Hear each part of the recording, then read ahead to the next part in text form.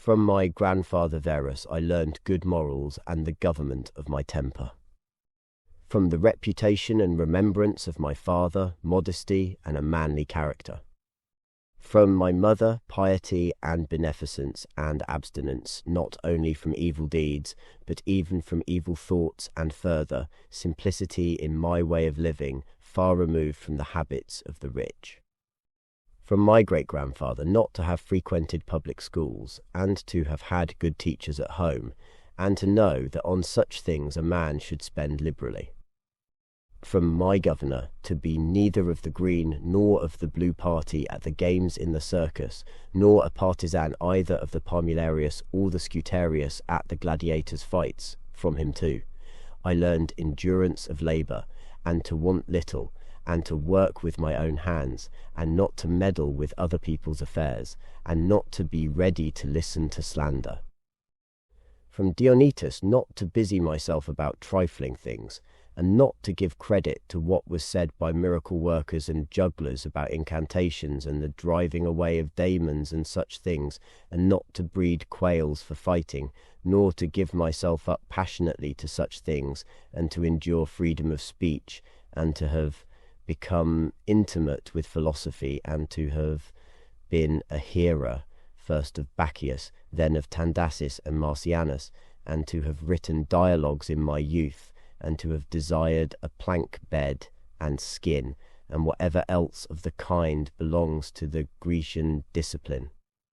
From Rusticus I received the impression that my character required improvement and discipline, and from him I learned not to be led astray to sophistic emulation, nor to writing on speculative matters, nor to delivering little hortatory orations, nor to showing myself off as a man who practices much discipline, or does benevolent acts in order to make a display, and to abstain from rhetoric and poetry and fine writing, and not to walk about in the house in my outdoor dress, nor to do other things of the kind, and to write my letters with simplicity, like the letter which Rusticus wrote from Sinuessa to my mother, and with respect to those who have offended me by words, or done me wrong, to be easily disposed to be pacified and reconciled, as soon as they have shown a readiness to be reconciled and to read carefully, and not to be satisfied with a superficial understanding of a book,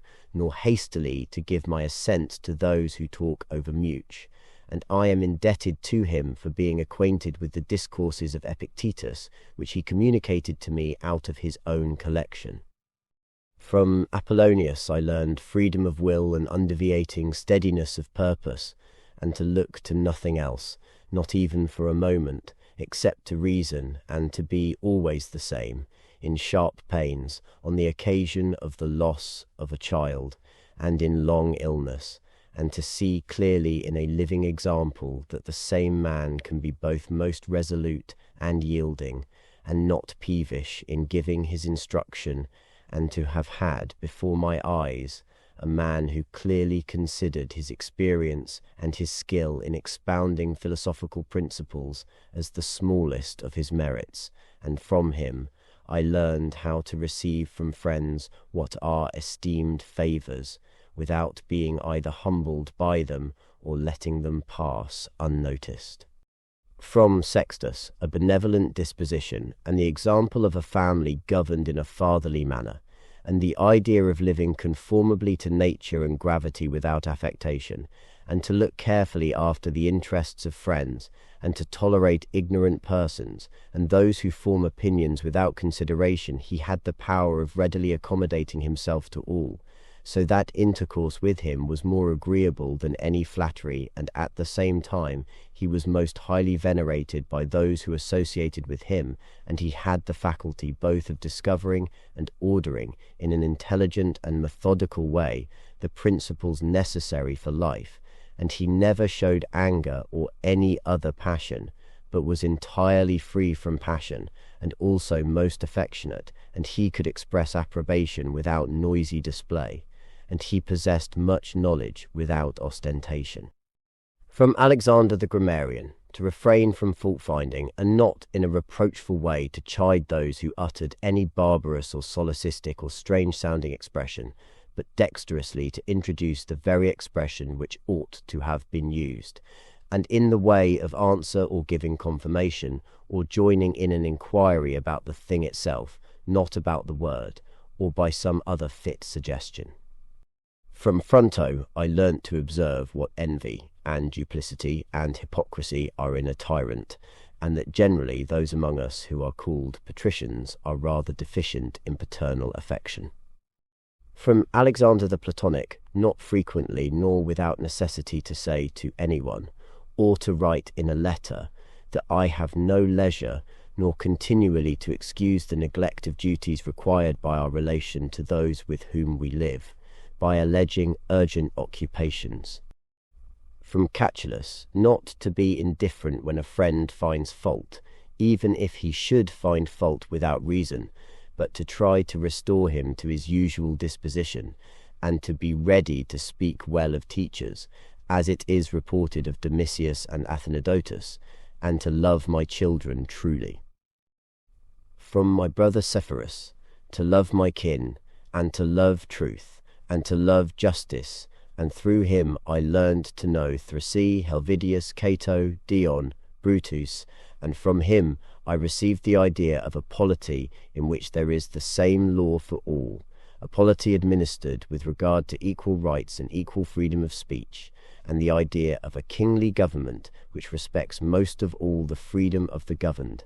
I learned from him also consistency and undeviating steadiness in my regard for philosophy, and a disposition to do good, and to give to others readily, and to cherish good hopes, and to believe that I am loved by my friends, and in him I observed no concealment of his opinions with respect to those whom he condemned, and that his friends had no need to conjecture what he wished or did not wish, but it was quite plain.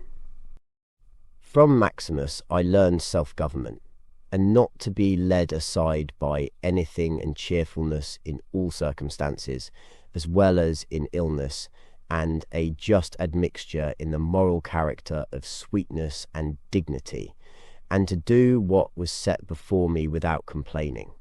I observed that everybody believed that he thought as he spoke, and that in all that he did, he never had any bad intention, and he never showed amazement and surprise, and was never in a hurry, and never put off doing a thing, nor was perplexed, nor dejected, nor did he ever laugh to disguise his vexation, nor, on the other hand, was he ever passionate or suspicious. He was accustomed to do acts of beneficence, and was ready to forgive, and was free from all falsehood, and he presented the appearance of a man who could not be diverted from right, rather than of a man who had been improved. I observed, too, that no man could ever think that he was despised by Maximus, or ever venture to think himself a better man. He had also the art of being humorous in an agreeable way. In my father I observed mildness of temper, an unchangeable resolution in the things which he had determined after due deliberation, and no vainglory in those things which men call honours, and a love of labour and perseverance, and a readiness to listen to those who had anything to propose for the common weal, and undeviating firmness in giving to every man according to his deserts, and a knowledge derived from experience of the occasions for vigorous action and for remission. And I observed that he had overcome all passion for boys, and he considered himself no more than any other citizen, and he released his friends from all obligation to sup with him or to attend him of necessity when he went abroad, and those who had failed to accompany him, by reason of any urgent circumstances, always found him the same. I observed too his habit of careful inquiry in all matters of deliberation, and his persistency, and that he never stopped his investigation through being satisfied with appearances which first present themselves, and that his disposition was to keep his friends, and not to be soon tired of them, nor yet to be extravagant in his affection, and to be satisfied on all occasions, and cheerful, and to foresee things a long way off, and to provide for the smallest without display, and to check immediately popular applause and all flattery, and to be ever watchful over the things which were necessary for the administration of the empire, and to be a good manager of the expenditure, and patiently to endure the blame which he got for such conduct. And he was neither superstitious with respect to the gods, nor did he court men by gifts, or by trying to please them, or by flattering the populace, but he showed sobriety in all things and firmness, and never any mean thoughts or action, nor love of novelty. And the things which conduce in any way to the commodity of life, and of which fortune gives an abundant supply, he used without arrogance, and without excusing himself, so that when he had them, he enjoyed them without affectation, and when he had them not, he did not want them. No one could ever say of him that he was either a sophist, or a home-bred flippant slave, or a pedant, but everyone acknowledged him to be a man ripe, perfect, above flattery, able to manage his own and other men's affairs.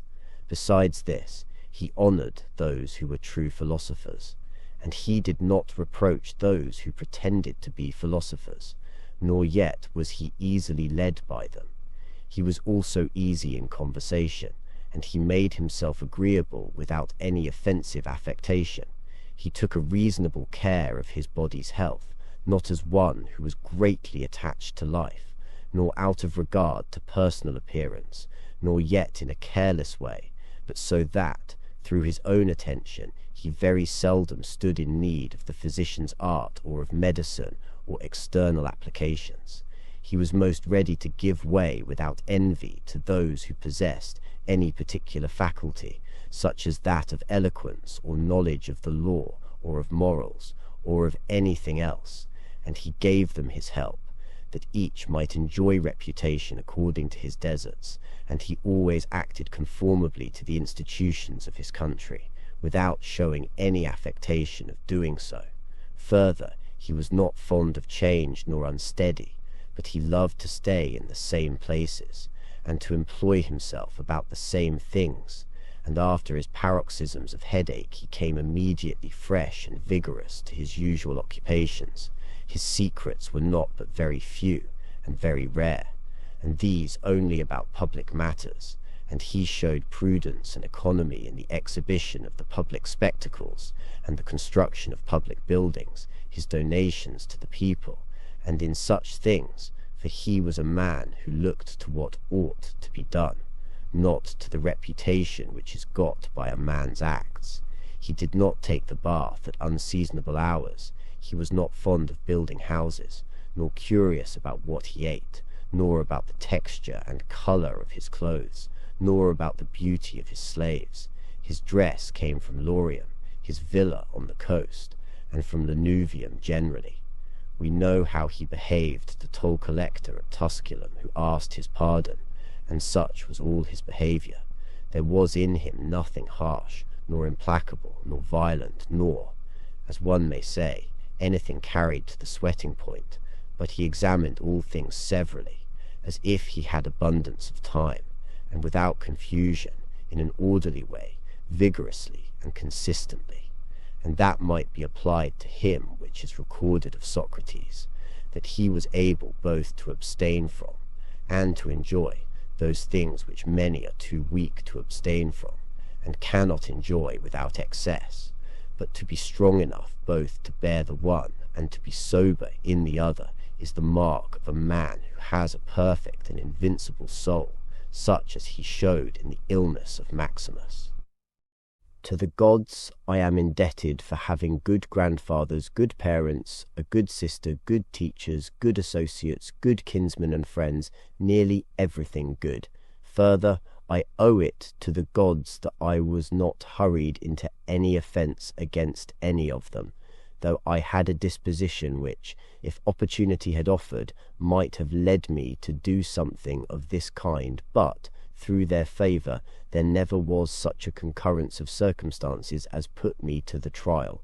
Further, I am thankful to the gods that I was not longer brought up with my grandfather's concubine, and that I preserved the flower of my youth, and that I did not make proof of my virility before the proper season, but even deferred the time that I was subjected to a ruler and a father who was able to take away all pride from me, and to bring me to the knowledge that it is possible for a man to live in a palace without wanting either guards or embroidered dresses or torches and statues and such like show, but that it is in such a man's power to bring himself very near to the fashion of a private person, without being for this reason either meaner in thought or more remiss in action, with respect to the things which must be done for the public interest in a manner that befits a ruler.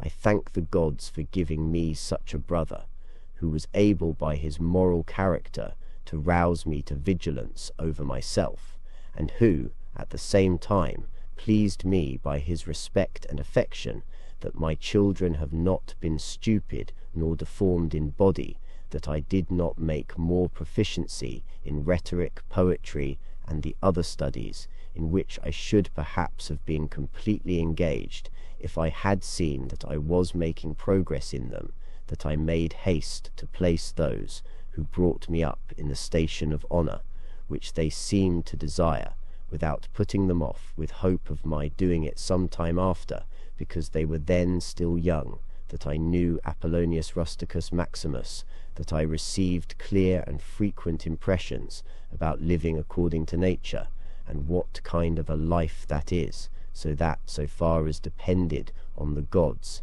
and their gifts and help and inspirations, nothing hindered me from forthwith living according to nature, though I still fall short of it through my own fault, and through not observing the admonitions of the gods, and, I may almost say, their direct instructions, that my body has held out so long in such a kind of life, that I never touched either Benedicta or Theodotus, and that, after having fallen into amatory passions, I was cured, and though I was often out of humour with Rusticus, I never did anything of which I had occasion to repent of that, though it was my mother's fate to die young.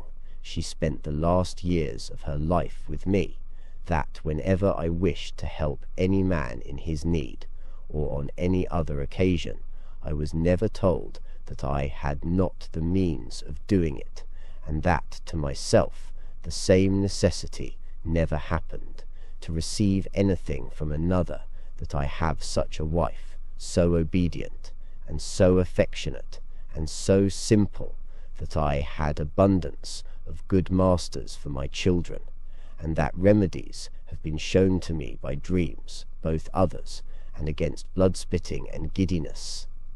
Her and that, when I had an inclination to philosophy, I did not fall into the hands of any sophist, and that I did not waste my time on writers of histories, or in the resolution of syllogisms, or occupy myself about the investigation of appearances in the heavens, for all these things require the help of the gods and fortune. Among the quadi at the granua. Begin the morning by saying to yourself, I shall meet with the busybody, the ungrateful, arrogant, deceitful, envious, unsocial. All these things happen to them because of their ignorance of what is good and evil. But I, who have seen the nature of the good, that it is beautiful, and of the bad, that it is ugly, and the nature of the one who does wrong, that it is akin to me, not only by blood or origin, but by sharing the same intelligence and a part of the divine, I cannot be harmed by any of them, for no one can inflict ugliness upon me, nor can I be angry with my kinsman, nor hate him. For we are made for cooperation like feet, hands, eyelids, or the rows of upper and lower teeth. To act against one another, then, is contrary to nature, and being annoyed and turning away is acting against one another. Whatever this is that I am, it is a little flesh and breath, and the ruling part. Throw away your books, no longer distract yourself, it is not allowed, but as if you were now dying, despise the flesh. It is blood and bones, and a network of nerves, veins, and arteries. See the breath also, what kind of a thing it is, air, and not always the same, but every moment sent out and again taken in. The third then is the ruling part. Consider, thus you are an old man, no longer let it be a slave, no longer be pulled by the strings like a puppet to unsocial movements, no longer either be dissatisfied with your present lot or fear the future. All that is from the gods is full of providence. That which is from fortune is not separated from nature or without an interweaving and connection with the things which are ordered by providence. From there all things flow, and besides there is necessity, and that which is for the advantage of the whole universe of which you are a part. But that is good for every part of nature which the nature of the whole brings, and what helps maintain this nature. Now the universe is preserved, as by the changes of the elements, so by the changes of things compounded of the elements. Let these principles be enough for you, let them always be fixed opinions. But abandon the craving for books, so that you may not die complaining, but cheerfully, truly, and from your heart thankful to the gods. Remember how long you have been putting off these things, and how often you have received an opportunity from the gods, and yet do not use it. You must now finally understand of what universe you are a part, and from what administrator of the universe your existence flows, and that a limit of time is fixed for you, which if you do not use for clearing away the clouds from your mind, it will go, and you will go, and it will never return. Every moment think steadily as a Roman and a man to do what you have in hand with perfect and simple dignity and feeling of affection and freedom and justice, and to give yourself relief from all other thoughts. And you will give yourself relief if you perform every act of your life as if it were the last, laying aside all carelessness and passionate aversion to the commands of reason, and all hypocrisy and self-love and discontent with the portion which has been given to you. You see how few things there are, which if a man embraces, he is able to live a life which flows in quiet, and is like the existence of the gods, save for the gods on their part will require nothing more from him who observes these things. Do wrong to yourself, my soul, but you will no longer have the opportunity of honouring yourself. Every man's life is sufficient, but yours is nearly finished, though your soul does not respect itself, but places your happiness in the souls of others. Do the things external that affect you, distract you. Give yourself time to learn something new and good, and cease to be whirled around. But then you must also avoid being swept away in the opposite direction, for those are also triflers, who have wearied themselves in life by their activity, and yet have no object to which to direct every movement, and, in a word, all their thoughts. Through not observing what is in the mind of another, a man has rarely been unhappy, but those who do not observe the movements of their own minds must necessarily be unhappy. You must always bear this in mind, what is the nature of the whole, and what is my nature, and how this is related to that, and what kind of a part it is of what kind of a whole, and that there is no one who hinders you from always doing and saying the things which are according to the nature of which you are a part. Theophrastus, in his comparison of bad acts, a comparison one might make based on common human understanding, says like a true philosopher, that the offences which are committed through desire are more blameworthy than those which are committed through anger. For one who is excited by anger seems to deviate from reason with a certain pain and unconscious resistance, but he who offends through desire, being overpowered by pleasure, seems to be in a way more intemperate and weaker in his wrongdoings. Rightly then, and in a manner worthy of philosophy, he stated that the offence committed with pleasure is more blameworthy than that committed with pain, and overall the former is more like a person who has been wronged first, and is compelled to be angry due to pain, but the latter is moved by his own impulse to do wrong, being driven by desire. Since it is possible that you may depart from life this very moment, regulate every act and thought accordingly, but to go away from among men, if there are gods, is not a thing to be afraid of, for the gods will not involve you in evil, but if indeed they do not exist, or if they have no concern about human affairs, what is it to me to live in a universe devoid of gods or devoid of divine providence? But in truth they do exist, and they do care for human things, and they have given mankind all the means to enable him to avoid real evils. And as to the rest, if there was anything evil, they would have provided for this also, that it should be entirely within a man's power not to fall into it. Now, if something doesn't make a man worse, how can it make a man's life worse? But neither through ignorance, nor having the knowledge but lacking the power to guard against or correct these things, is it possible that the nature of the universe has overlooked them, nor is it possible that it has made so great a mistake, either through want of power or want of skill, that good and evil should happen indiscriminately to both the good and the bad. But death certainly, and life, honour and dishonour, pain and pleasure, all these things equally happen to good men and bad, being things which make us neither better nor worse. Therefore they are neither good nor evil.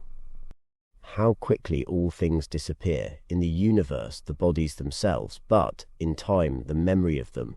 What is the nature of all perceptible things, and particularly those which attract with the bait of pleasure, or terrify by pain, or are widely publicized by fleeting fame how worthless and contemptible and sordid, perishable and dead they are? All this it is the role of the intellectual faculty to observe. To observe, too, who these individuals are, whose opinions and voices establish reputations what death is, and the fact that, if a man looks at it in itself, and by the power of abstract reflection breaks down all the things that appear to the imagination regarding it, he will then consider it to be nothing else than an operation of nature, and if anyone is afraid of an operation of nature, he is a child. This, however, is not only an operation of nature, but it is also a thing which contributes to the purposes of nature, to observe, too, how man approaches the deity, and through which part of himself, and when that part of man is so inclined. Nothing is more wretched than a man who wanders everywhere, and pries into what lies beneath the earth, as the poet says, and tries to guess what is in the minds of his neighbours, without perceiving that it is sufficient to attend to the inner spirit within him, and to reverence it sincerely.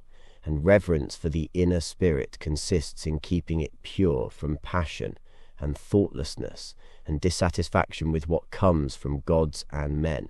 For the things from the gods merit veneration for their excellence, and the things from men should be dear to us because of kinship, and sometimes even, in a manner, they move our pity because of human ignorance of good and bad, this flaw being no less significant than that which deprives us of the power to distinguish between white and black. Even if you were to live 3,000 years, and as many times 10,000 years, still remember that no man loses any other life than this which he now lives, nor lives any other life than the one he is now losing. The longest and shortest lives are thus equated, for the present is the same to all, though that which perishes is not the same, and so that which is lost appears to be a mere moment. For a man cannot lose either the past or the future, for what a man does not possess, how can anyone take from him?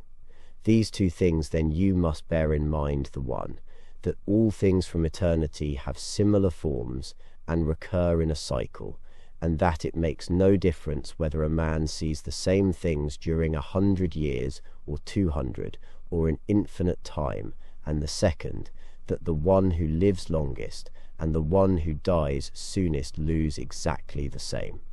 for the present is the only thing of which a man can be deprived, if it is true that this is the only thing which he has, and that a man cannot lose a thing if he does not have it. Remember that all is opinion.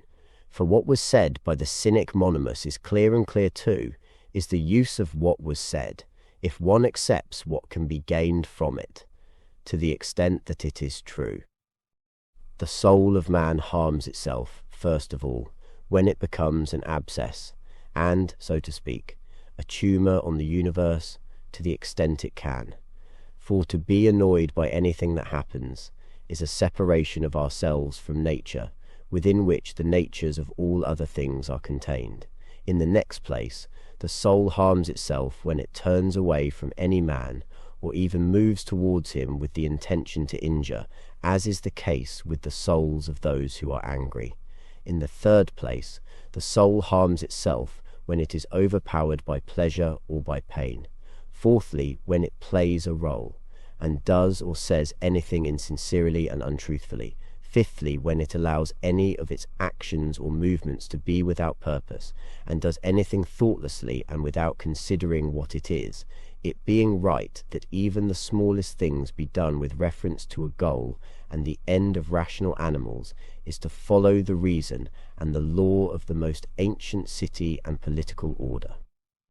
In human life, time is a mere point, and the substance is in constant flux, and perception is dull, and the composition of the entire body is subject to decay, and the soul is a whirlwind, and fortune is hard to predict, and fame is something devoid of judgment, and, in short, everything which belongs to the body is a stream, and what belongs to the soul is a dream and vapour, and life is a warfare and a stranger's temporary stay, and posthumous fame is oblivion.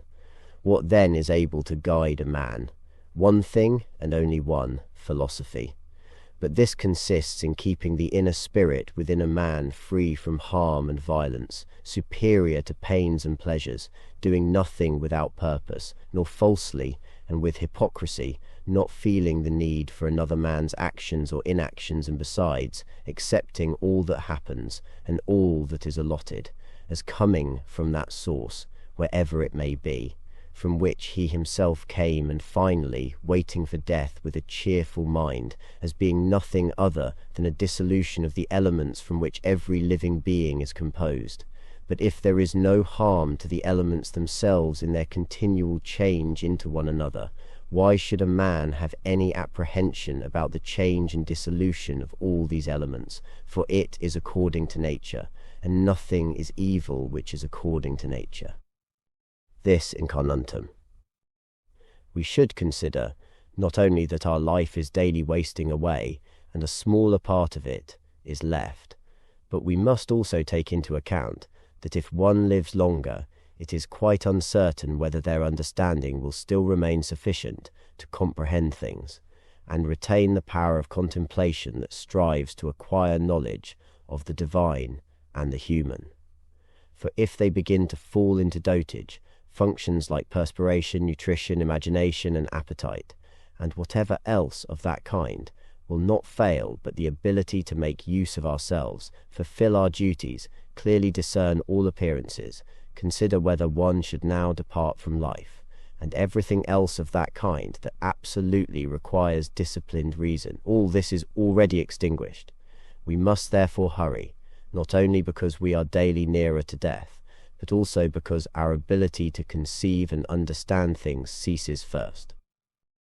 We should also observe that even things that arise naturally, or are a consequence of nature, contain something pleasing and attractive. For instance, when bread is baked, some parts split at the surface. These opened parts, which have a certain shape contrary to the baker's art, are beautiful in a way, and uniquely stimulate a desire for eating. Again, ripe figs gape open, and in ripe olives, their very proximity to decay adds a peculiar beauty to the fruit.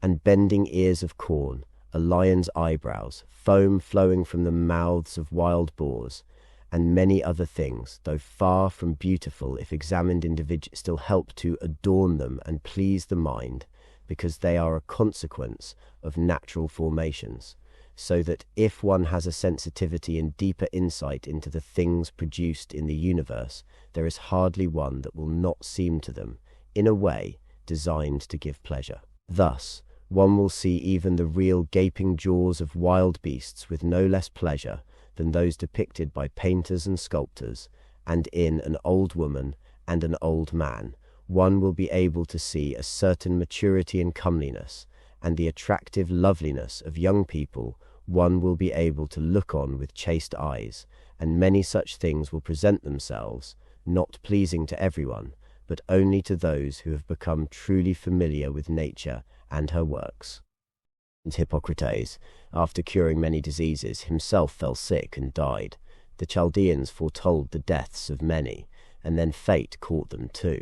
Alexander, Pompeius, and Caius Caesar, after so often completely destroying whole cities, and in battle cutting to pieces tens of thousands of cavalry and infantry, they too eventually departed from life. Heraclitus, after so many speculations on the conflagration of the universe, was filled with water internally and died smeared all over with mud. And lice destroyed Democritus, and other lice killed Socrates. What does all this mean? You have embarked, you have made the voyage, you have come to shore, get out. If indeed to another life there is no shortage of gods, not even there.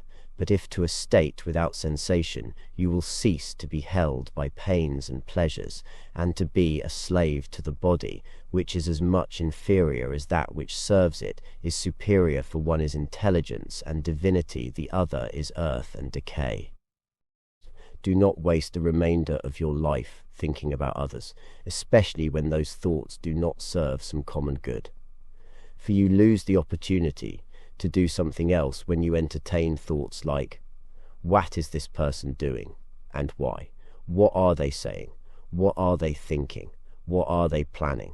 And anything else of that nature that makes us stray from observing our own guiding principle. We should then check every thought in our minds that is purposeless and useless, but most of all, overly curious and malicious feelings, and one should train oneself to think only of those things about which, if suddenly asked, "What are you thinking right now?" you could immediately and openly answer, "This or that," so that from your words it would be plain that everything in you is simple and benevolent, befitting a social being, one who cares nothing for pleasure or sensual enjoyments at all, nor harbours any rivalry, envy, suspicion, or anything else for which you would blush if you admitted to having it in your mind. For such a person, who no longer delays joining the ranks of the best, is like a priest and minister of the gods, also utilizing the divine within them. This makes the person untainted by pleasure, unharmed by any pain, untouched by any insult, feeling no wrong, a fighter in the noblest battle, one who cannot be overpowered by any passion, deeply imbued with justice, accepting with all their soul everything that happens, and is assigned to them as their portion, and not often, nor without great necessity, and for the general interest, imagining what another says, does, or thinks.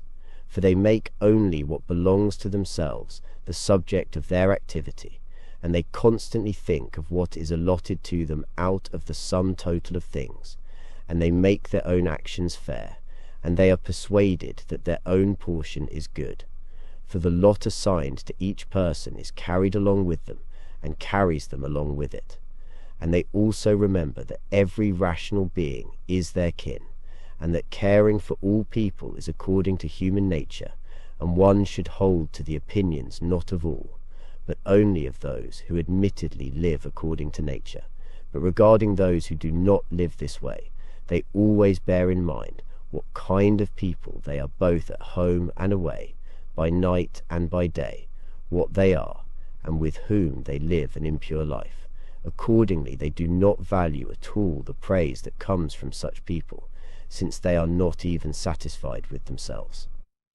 Do not labour unwillingly, nor without regard for the common good, nor without due consideration, nor with distraction, nor let elaborate ornament adorn your thoughts, and be neither a person of many words, nor busy about too many things. And further, Let the divine within you be the guardian of a living being, manly and mature, engaged in political matters, a Roman and a ruler who has taken their post like someone waiting for the signal that summons them from life and ready to go, needing neither an oath nor anyone's testimony. Be cheerful also, and do not seek external help, nor the tranquility that others give.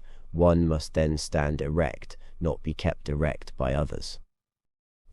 If you find anything in human life better than justice, truth, temperance, fortitude, and, in a word, anything better than your own mind's self-satisfaction in what it enables you to do according to right reason, and in the condition assigned to you without your own choice, if, I say, you see anything better than this, turn to it with all your soul, and enjoy what you have found to be the best.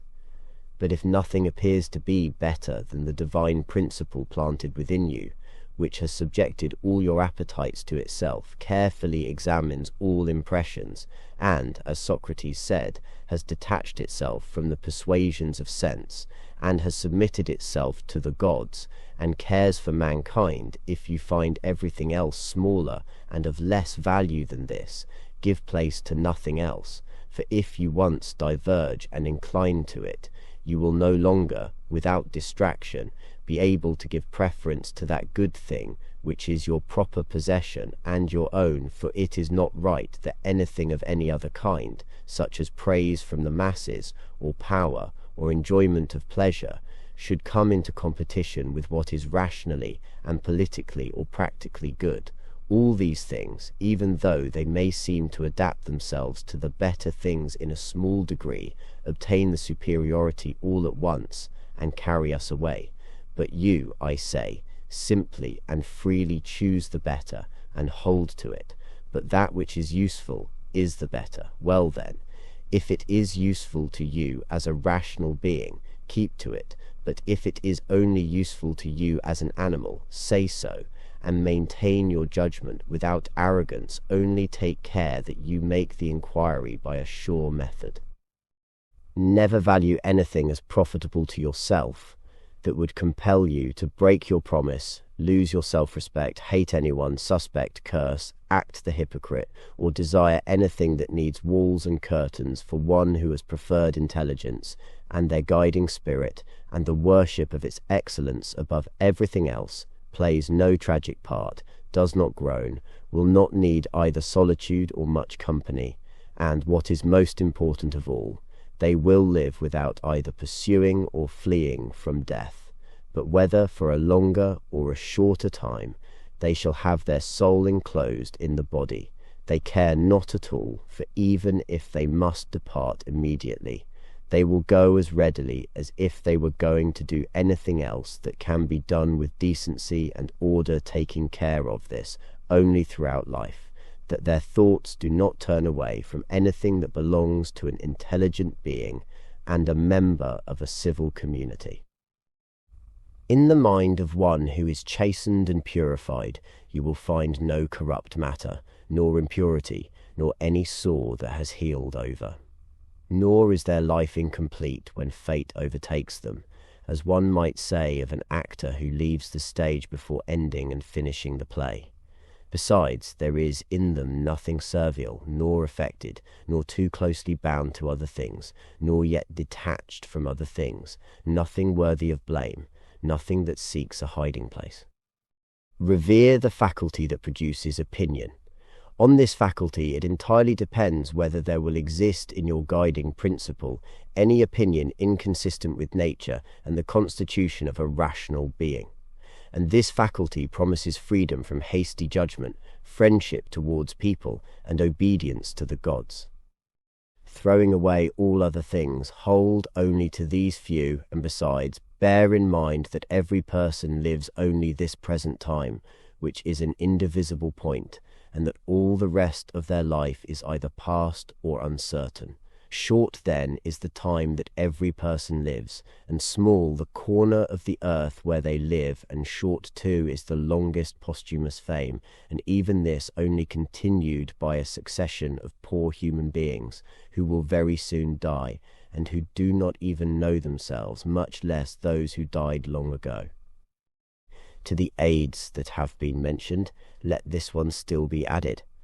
Make for yourself a definition or description of the thing presented to you, so as to see distinctly what kind of thing it is in its substance, in its bare essence, in its complete entirety, and tell yourself its proper name, and the names of the things of which it has been compounded, and into which it will be resolved.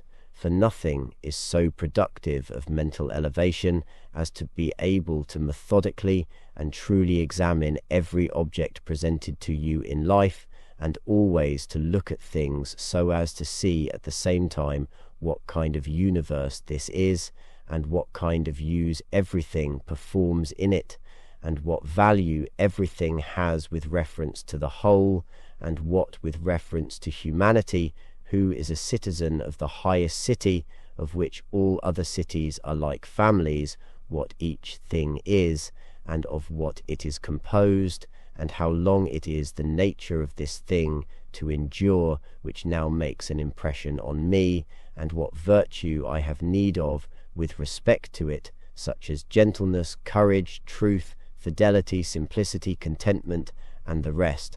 Therefore, on every occasion one should say this comes from God, and this is according to the apportionment and spinning of the thread of destiny, and such like coincidence and chance, and this is from one of the same stock, a kinsman and partner, one who, however, does not know what is according to their nature. But I know for this reason I behave towards them according to the natural law of fellowship, with benevolence and justice. At the same time, however, in indifferent matters I attempt to ascertain the value of each.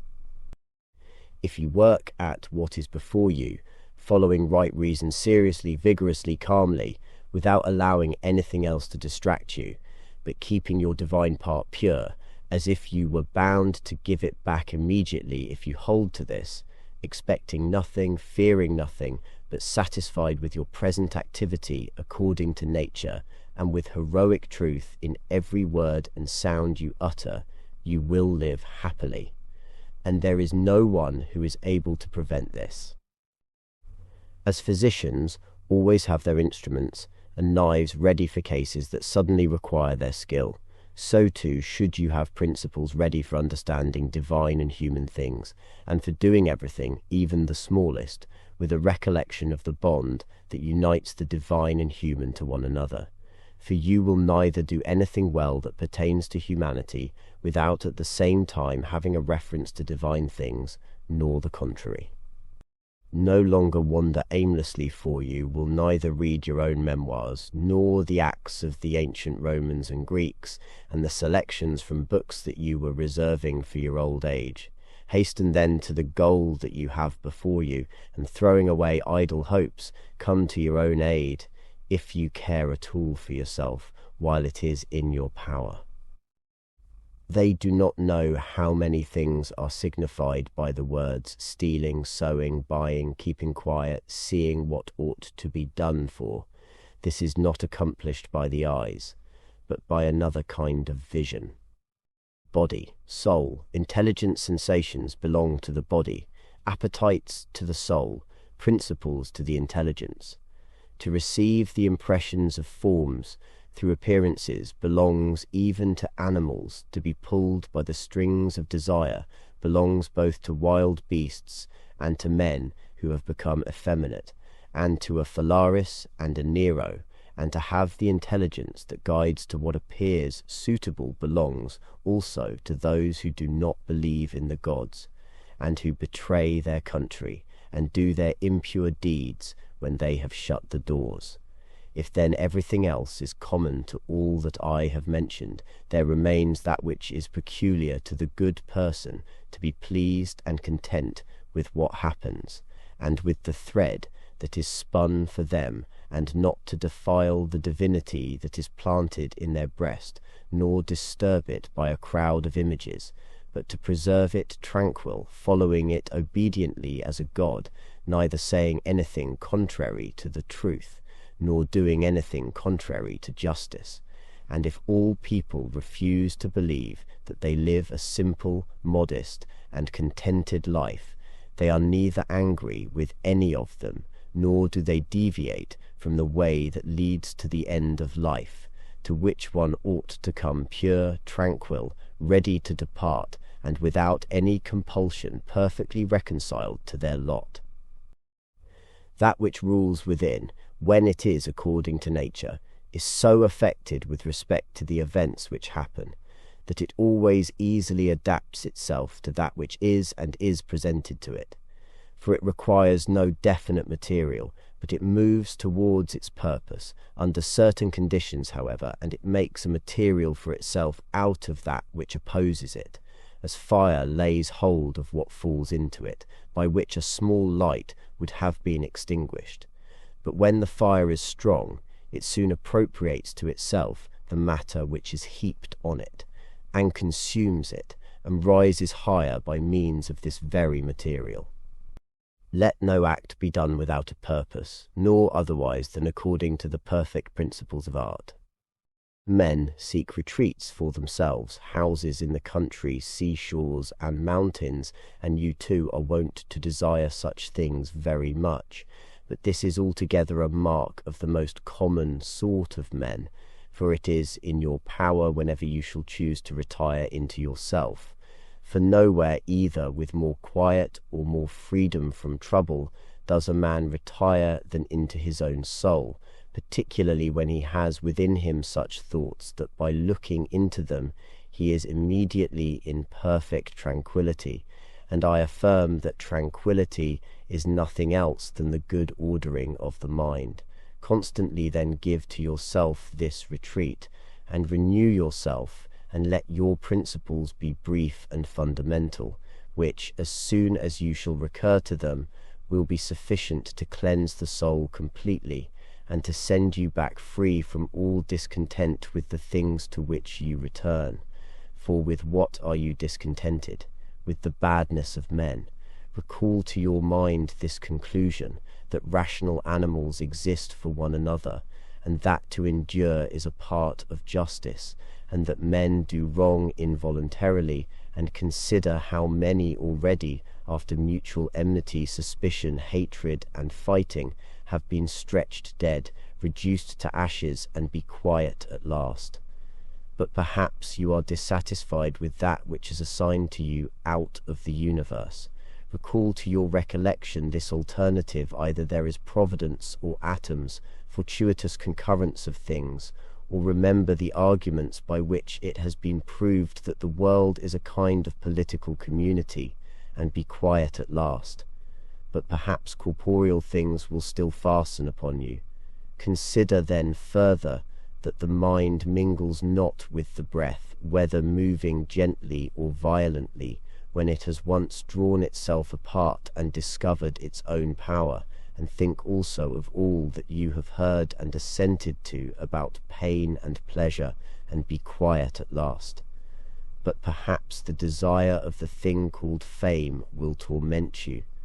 See how soon everything is forgotten, and look at the chaos of infinite time on each side of the present, and the emptiness of applause, and the changeableness and want of judgment in those who pretend to give praise, and the narrowness of the space within which it is circumscribed, and be quiet at last. For the whole earth is a point, and how small a nook in it is this your dwelling, and how few are there in it, and what kind of people are they who will praise you? This then remains: remember to retire into this little territory of your own, and above all, do not distract or strain yourself, but be free, and look at things as a man, as a human being, as a citizen, as a mortal. But among the things readiest to your hand, to which you shall turn, let there be these, which are two. One is that things do not touch the soul, for they are external and remain immovable, but our perturbations come only from the opinion which is within. The other is that all these things, which you see, change immediately, and will no longer be, and constantly bear in mind how many of these changes you have already witnessed. The universe is transformation, life is opinion.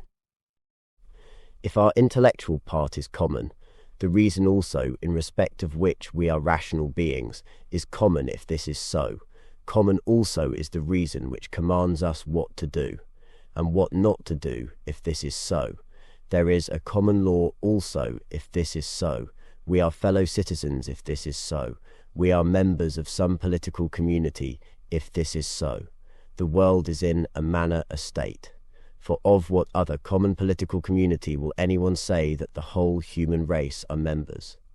And from thence, from this common political community, comes also our very intellectual faculty and reasoning faculty, and our capacity for law, or whence do they come?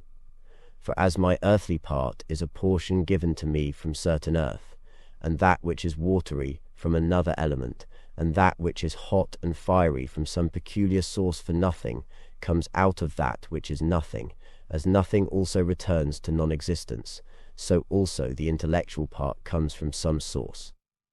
Death is such as generation is, a mystery of nature, a composition out of the same elements, and a decomposition into the same, and altogether not a thing of which any man should be ashamed, for it is not contrary to the nature of a reasonable animal, and not contrary to the reason of our constitution. It is natural that these things should be done by such persons. It is a matter of necessity, and if a man will not have it so, he will not allow the fig tree to have juice. But by all means bear this in mind, that within a very short time both you and he will be dead, and soon not even your names will be left behind. Take away your opinion, and then there is taken away the complaint. Effer have been harmed. Take away the complaint.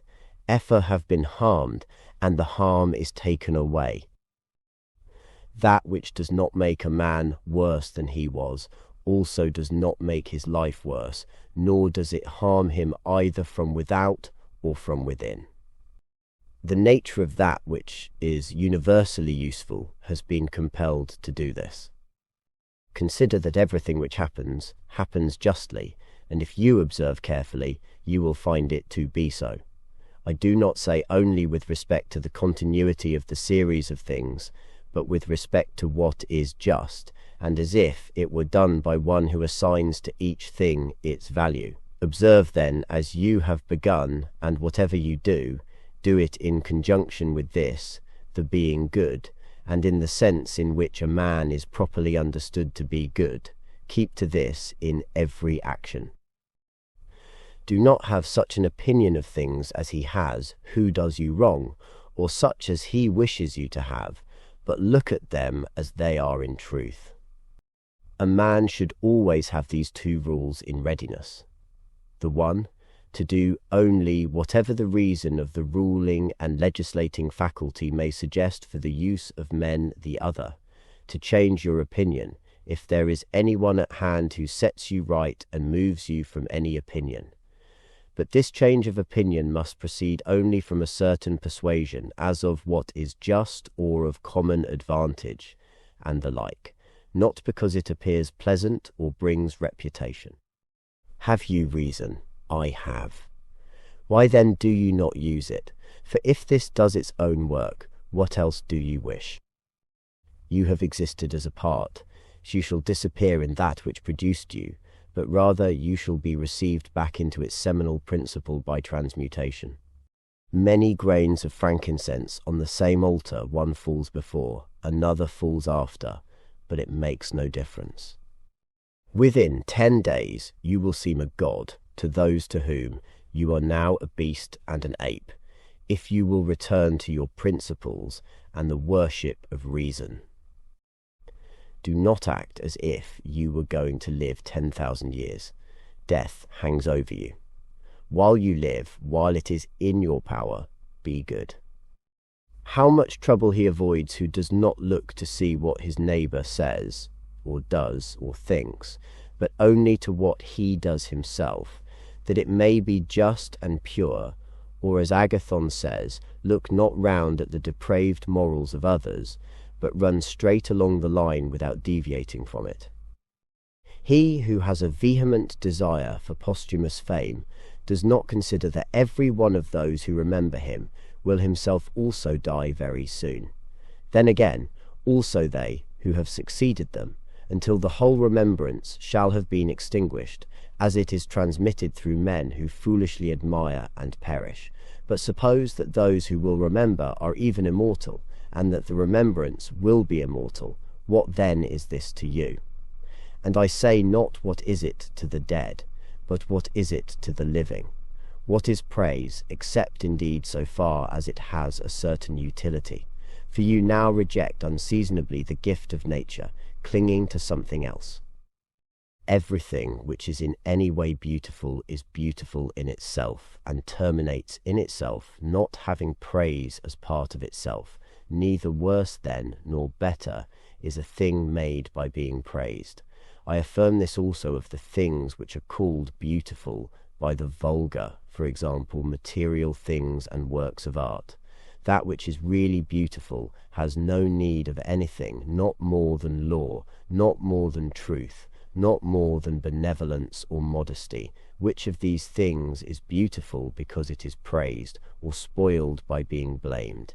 Is such a thing as an emerald made worse than it was, if it is not praised, or gold, ivory, purple, a lyre, a little knife, a flower, a shrub?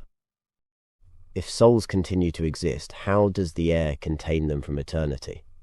But how does the earth contain the bodies of those who have been buried from time so remote? For as here the mutation of these bodies after a certain continuance, whatever it may be, and their dissolution make room for other dead bodies, so the souls which are removed into the air after subsisting for some time are transmuted and diffused, and assume a fiery nature by being received into the seminal intelligence of the universe, and in this way make room for the fresh souls which come to dwell there. And this is the answer which a man might give on the hypothesis of souls continuing to exist.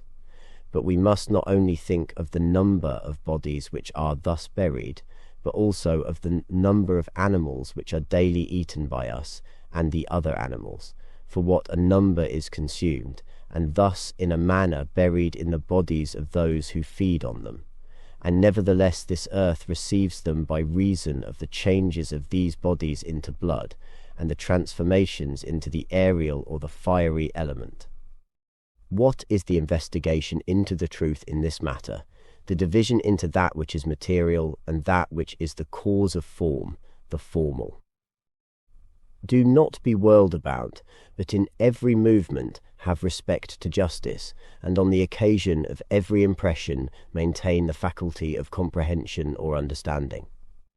Everything harmonizes with me, which is harmonious to you, O universe. Nothing for me is too early nor too late, which is in due time for you. Everything is fruit to me, which your seasons bring. O nature, from you are all things. In you are all things.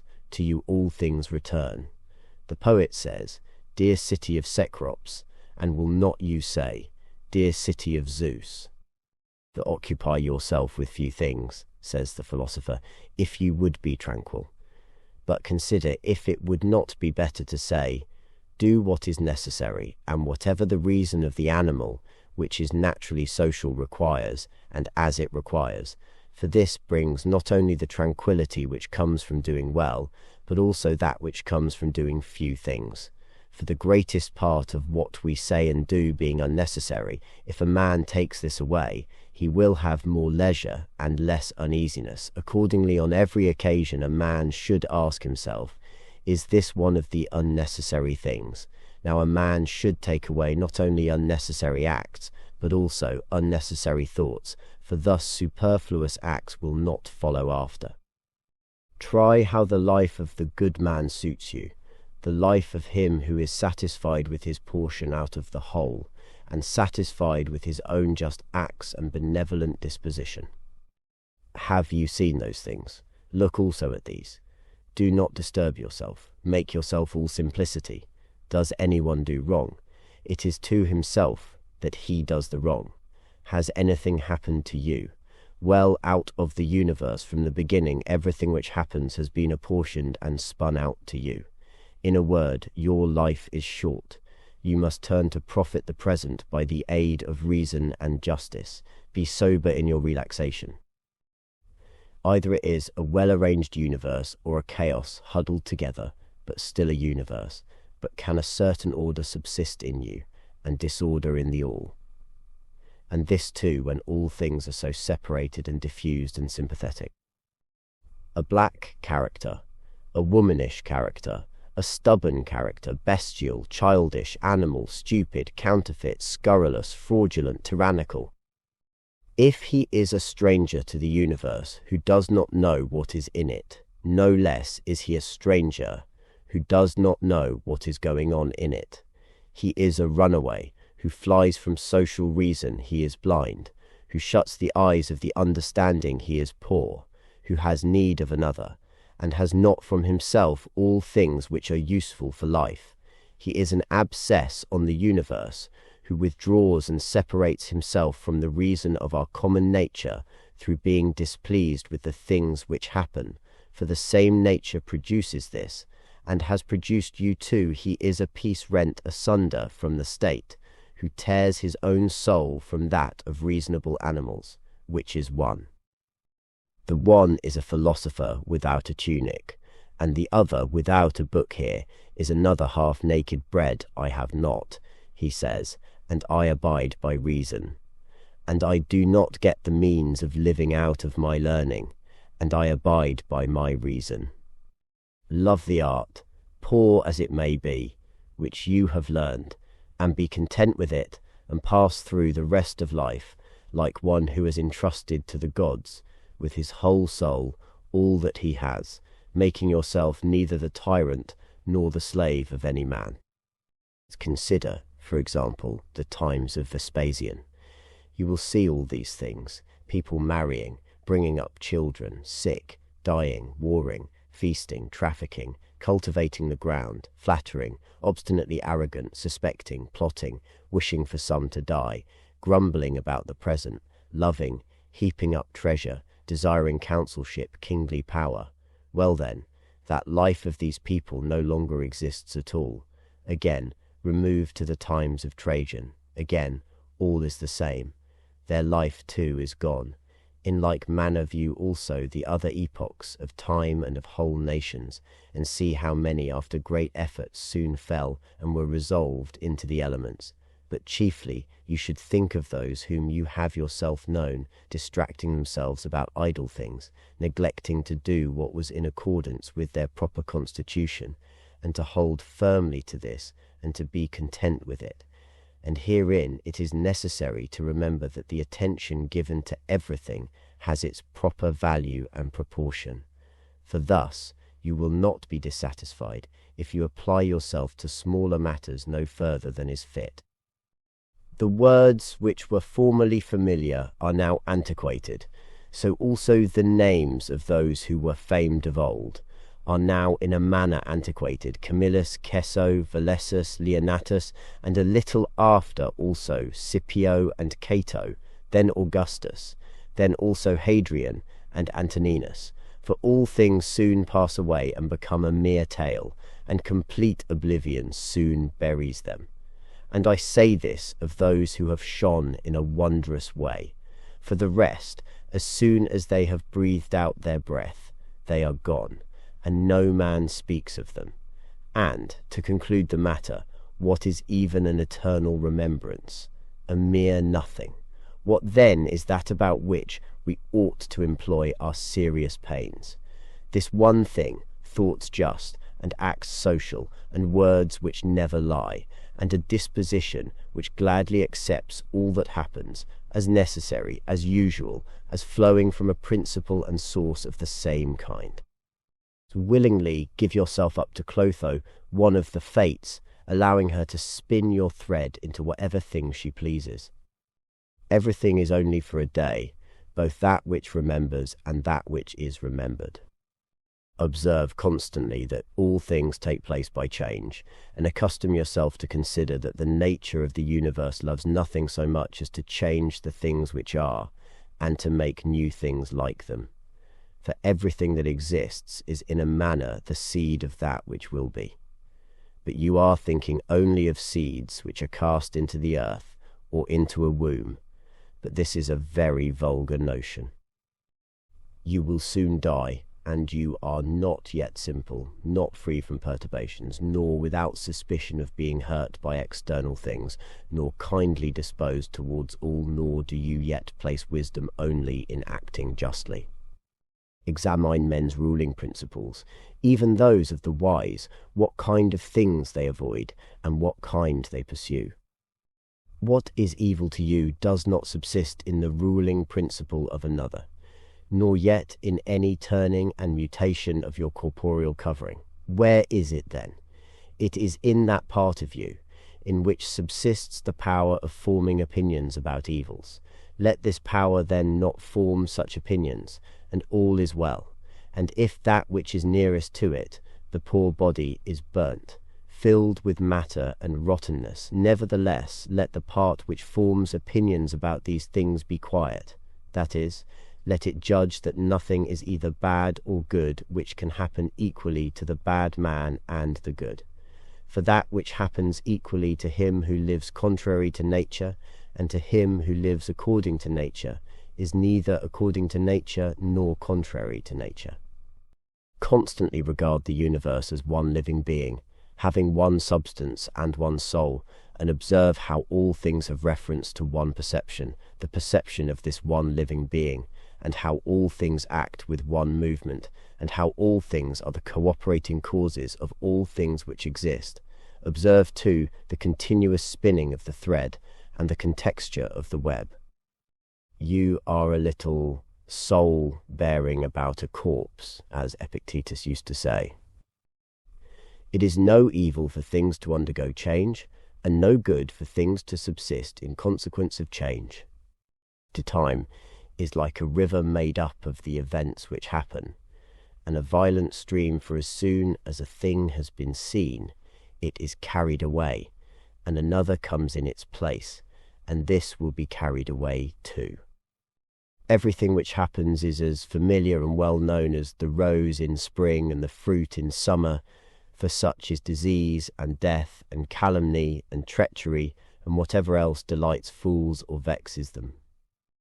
In the series of things, those which follow are always aptly fitted to those which have gone before, for this series is not like a mere enumeration of disjointed things, which has only a necessary sequence, but it is a rational connection, and as all existing things are arranged together harmoniously, so the things which come into existence exhibit no mere succession, but a certain wonderful relationship. Always remember the saying of Heraclitus that the death of earth is to become water, and the death of water is to become air, and the death of air is to become fire, and reversely. And think too of him who forgets whither the way leads, and that men quarrel with that with which they are most constantly in communion, the reason which governs the universe, and the things which daily meet with seem to them strange, and consider that we ought not to act and speak as if we were asleep, for even in sleep we seem to act and speak, and that we ought not, like children who learn from their parents, simply to act and speak as we have been taught. If any god told you that you shall die tomorrow, or certainly on the day after tomorrow, you would not care much whether it was on the third day or on the morrow, unless you were in the highest degree mean-spirited, for how small is the difference? So think it no great thing to die after as many years as you can name rather than tomorrow.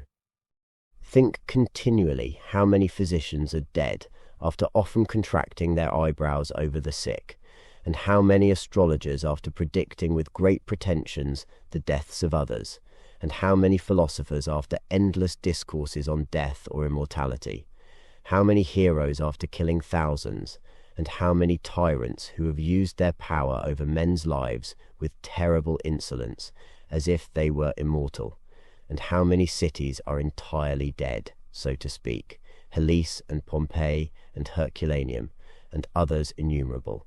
Add to the reckoning all whom you have known, one after another. One man after burying another has been laid out dead, and another buries him, and all this in a short time. To conclude, always observe how ephemeral and worthless human things are, and what was yesterday a little mucus tomorrow will be a mummy or ashes. Pass then through this little space of time conformably to nature, and end your journey in content, just as an olive falls off when it is ripe, blessing nature who produced it, and thanking the tree on which it grew.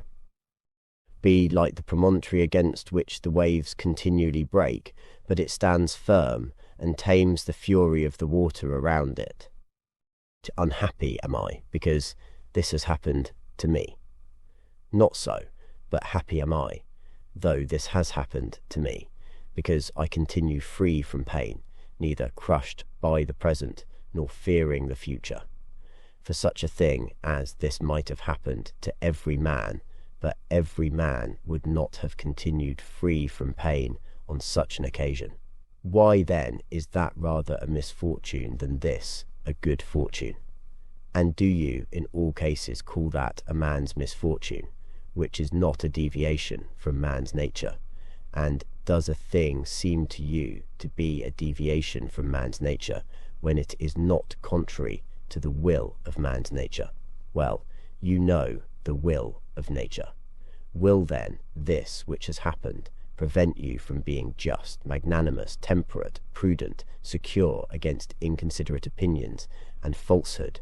Will it prevent you from having modesty, freedom, and everything else, by the presence of which man's nature obtains all that is its own? Remember too, on every occasion which leads you to vexation, to apply this principle, not that this is a misfortune, but that to bear it nobly is good fortune.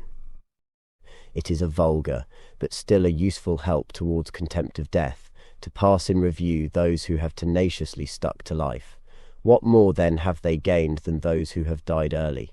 Certainly they lie in their tombs somewhere at last, Cadicianus, Fabius, Julianus, Lepidus, or anyone else like them, who have carried out many to be buried, and then were carried out themselves. Altogether the interval is small between birth and death, and consider with how much trouble, and in company with what sort of people, and in what a feeble body, this interval is laboriously passed.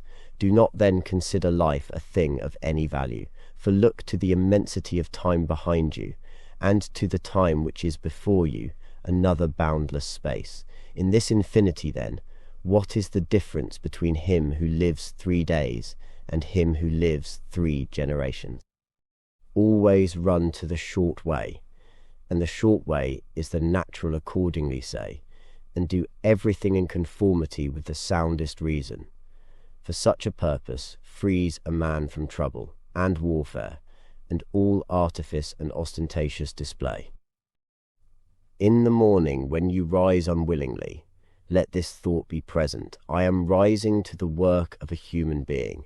Why then am I dissatisfied if I am going to do the things for which I exist and for which I was brought into the world? Or have I been made for this, to lie in the bedclothes and keep myself warm? But this is more pleasant. Do you exist then to take your pleasure, and not at all for action or exertion? Do you not see the little plants, the little birds, the ants, the spiders, the bees working together to put in order their several parts of the universe? And are you unwilling to do the work of a human being?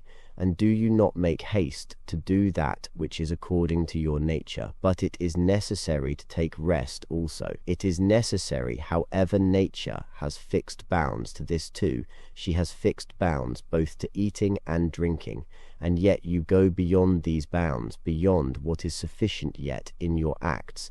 It is not so, but you stop short of what you can do.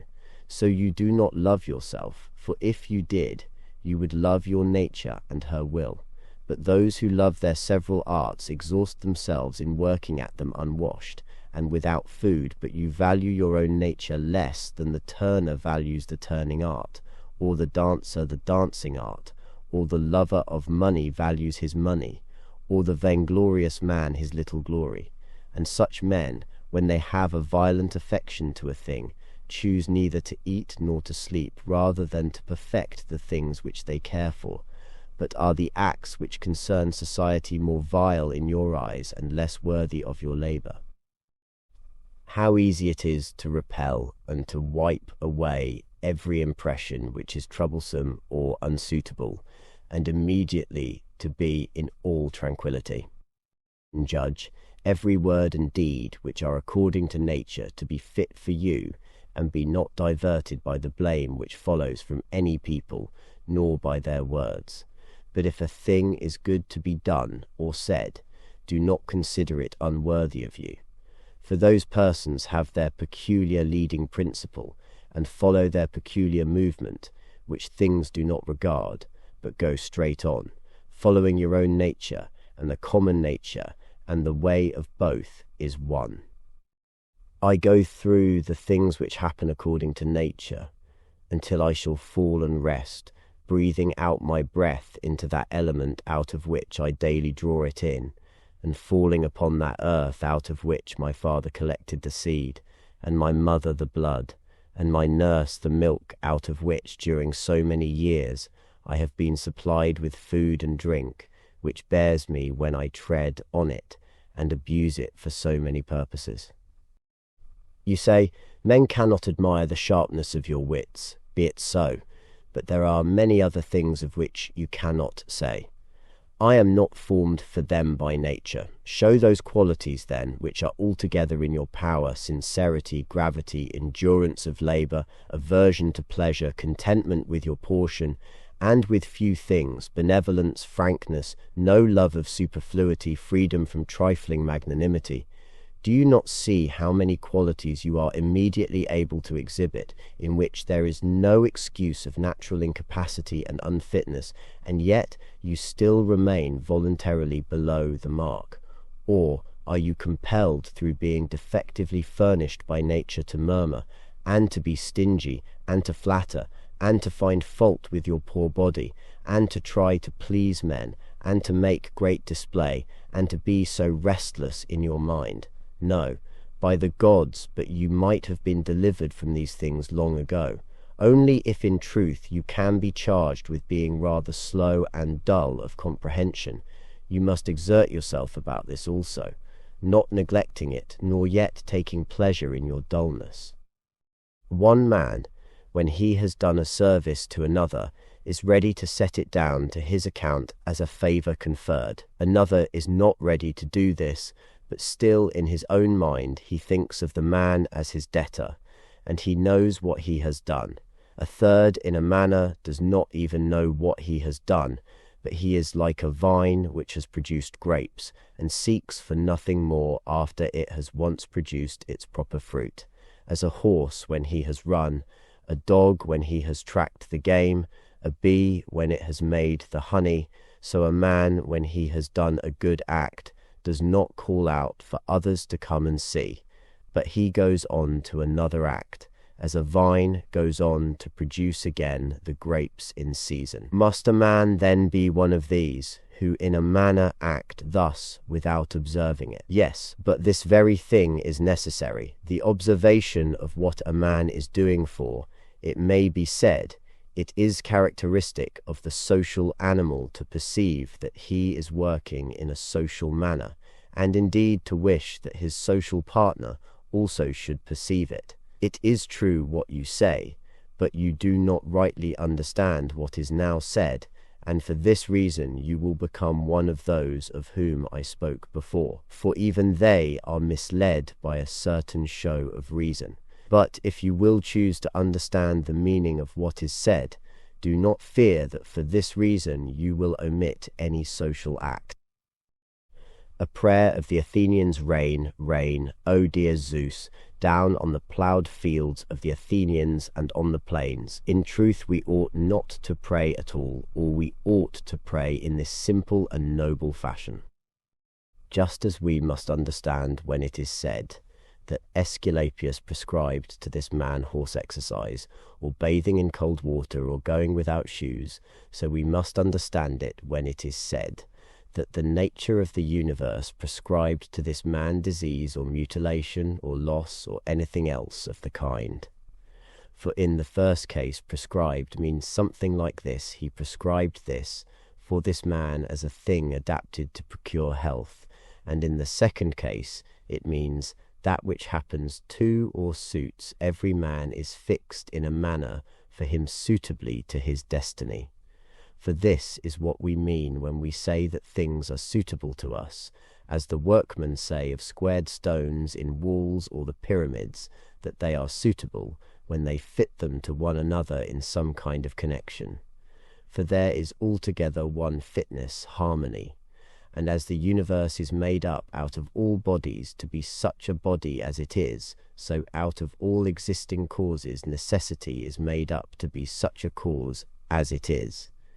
And even those who are completely ignorant understand what I mean, for they say, "It brought this to such a person, this then was brought, and this was prescribed to him. Let us then receive these things, as well as those which Aesculapius prescribes. Many as a matter of course, even among his prescriptions, are disagreeable, but we accept them in the hope of health.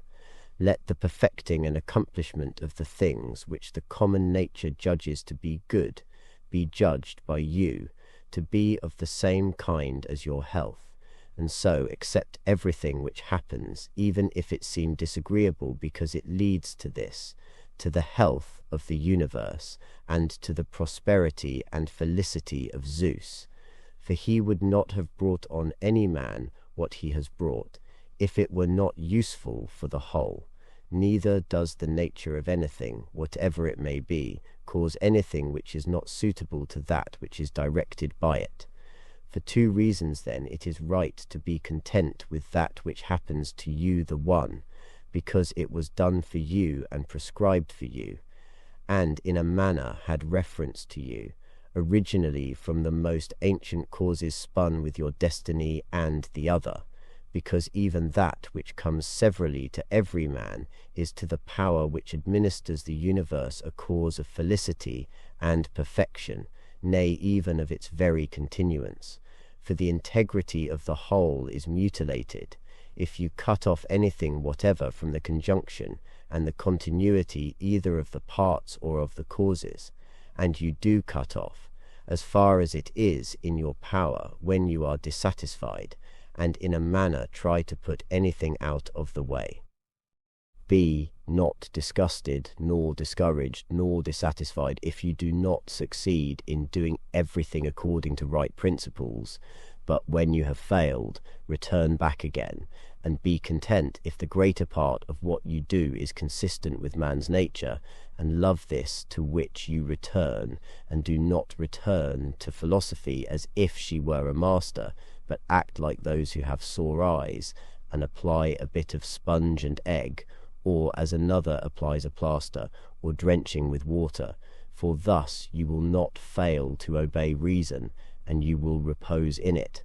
And remember that philosophy requires only the things which your nature requires, but you would have something else which is not according to nature. It may be objected, why, what is more agreeable than this which I am doing? But is not this the very reason why pleasure deceives us? And consider if magnanimity, freedom, simplicity, equanimity, piety are not more agreeable. For what is more agreeable than wisdom itself, when you think of the security and the happy course of all things which depend on the faculty of understanding and knowledge? Things are in such a kind of envelopment that they have seemed to philosophers, not a few, nor those common philosophers altogether unintelligible, nay, even to the Stoics themselves they seem difficult to understand. And all our assent is changeable, for where is the man who never changes? Carry your thoughts then to the objects themselves, and consider how short-lived they are and worthless, and that they may be in the possession of a filthy wretch, or a whore, or a robber. Then turn to the morals of those who live with you, and it is hardly possible to endure even the most agreeable of them, to say nothing of a man being hardly able to endure himself. In such darkness, then, and dirt, and in so constant a flux both of substance and of time, and of motion and of things moved, what there is worth being highly prized, or even an object of serious pursuit, I cannot imagine. But on the contrary, it is a man's duty to comfort himself and to wait for the natural dissolution, and not to be vexed at the delay, but to rest in these principles only the one, that nothing will happen to me which is not conformable to the nature of the universe, and the other, that it is in my power never to act contrary to my God and daemon, for there is no man who will compel me to this. About what am I now employing my own soul? On every occasion I must ask myself this question, and inquire, what have I now in this part of me which they call the ruling principle, and whose soul have I now? That of a child, or of a young man, or of a feeble woman, or of a tyrant, or of a domestic animal, or of a wild beast? What kind of things those are which appear good to the many we may learn even from this. For if any man should conceive certain things as being really good, such as prudence, temperance, justice, fortitude, he would not, after having first conceived these, endure to listen to anything which should not be in harmony with what is really good. But if a man has first conceived as good the things which appear to the many to be good, he will listen and readily receive as very applicable that which was said by the comic writer. Thus even the many perceive the difference. For were it not so, this saying would not offend, and would not be rejected in the first case, while we receive it when it is said of wealth, and of the means which further luxury and fame, as said fitly and wittily. Go on then, and ask if we should value and think those things to be good, to which, after their first conception in the mind, the words of the comic writer might be aptly applied, that he who has them, through pure abundance, has not a place to ease himself in. I am composed of the formal and the material, and neither of them will perish into non-existence, as neither of them came into existence out of non-existence. Every part of me, then, will be reduced by change into some part of the universe, and that again will change into another part of the universe, and so on forever. And by consequence of such a change I too exist, and those who begot me, and so on forever in the other direction, for nothing hinders us from saying so, even if the universe is administered according to definite periods of revolution. Reason and the reasoning art are powers which are sufficient for themselves and for their own works.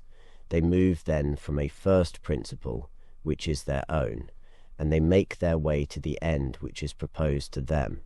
And this is the reason why such acts are named katathoses or right acts, which word signifies that they proceed by the right road.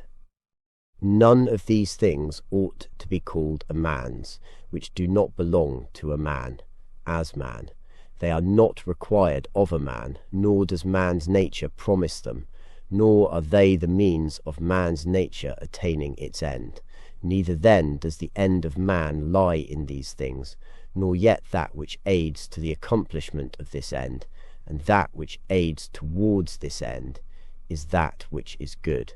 Besides, if any of these things did belong to man, it would not be right for a man to despise them and to set himself against them, nor would a man be worthy of praise who showed that he did not want these things, nor would he who stinted himself in any of them be good, if indeed these things were good. But now, the more of these things a man deprives himself of, or of other things like them, or even when he is deprived of any of them, the more patiently he endures the loss, just in the same degree he is a better man. Such as are your habitual thoughts, such also will be the character of your mind, for the soul is dyed by the thoughts. Dye it then with a continuous series of such thoughts as these, for instance, that where a man can live, there he can also live well. But he must live in a palace, well then, he can also live well in a palace. And again, consider that for whatever purpose each thing has been constituted, for this it has been constituted, and towards this it is carried, and its end is in that towards which it is carried, and where the end is, there also is the advantage and the good of each thing. Now, the good for the reasonable animal is society, for that we are made for society has been shown above. Is it not plain that the inferior exist for the sake of the superior, but the things which have life are superior to those which have not life, and of those which have life the superior are those which have reason? To seek what is impossible is madness, and it is impossible that the band should not do something of this kind. Nothing happens to any man which he is not formed by nature to bear. The same things happen to another, and either because he does not see that they have happened, or because he would show a great spirit, he is firm and remains unharmed. It is a shame, then, that ignorance and conceit should be stronger than wisdom.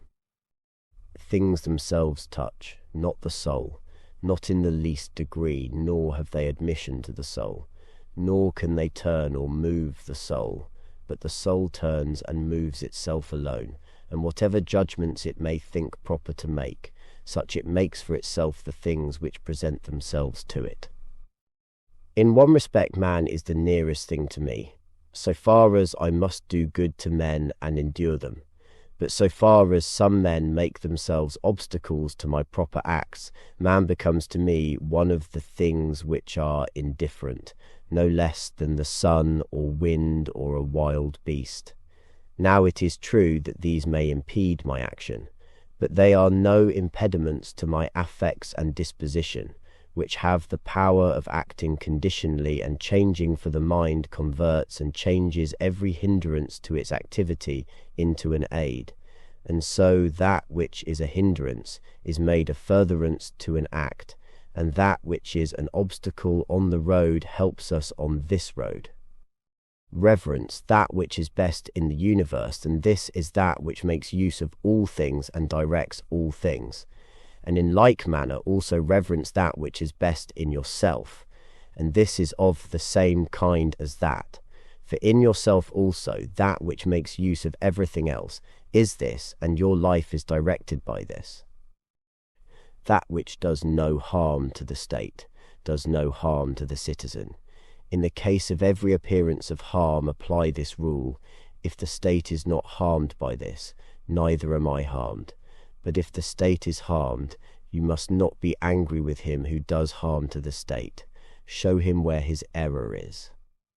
Often think of the rapidity with which things pass by and disappear, both the things which are and the things which are produced.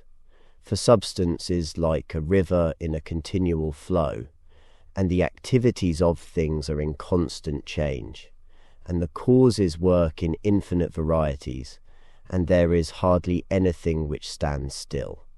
And consider this which is near to you, this boundless abyss of the past and of the future, in which all things disappear. How then is he not a fool who is puffed up with such things, or plagued about them, and makes himself miserable, for they vex him only for a time, and a short time. Think of the universal substance, of which you have a very small portion, and of universal time, of which a short and indivisible interval has been assigned to you, and of that which is fixed by destiny, and how small a part of it you are. Does another do me wrong? Let him look to it. He has his own disposition, his own activity. I now have what the universal nature wills me to have, and I do what my nature now wills me to do.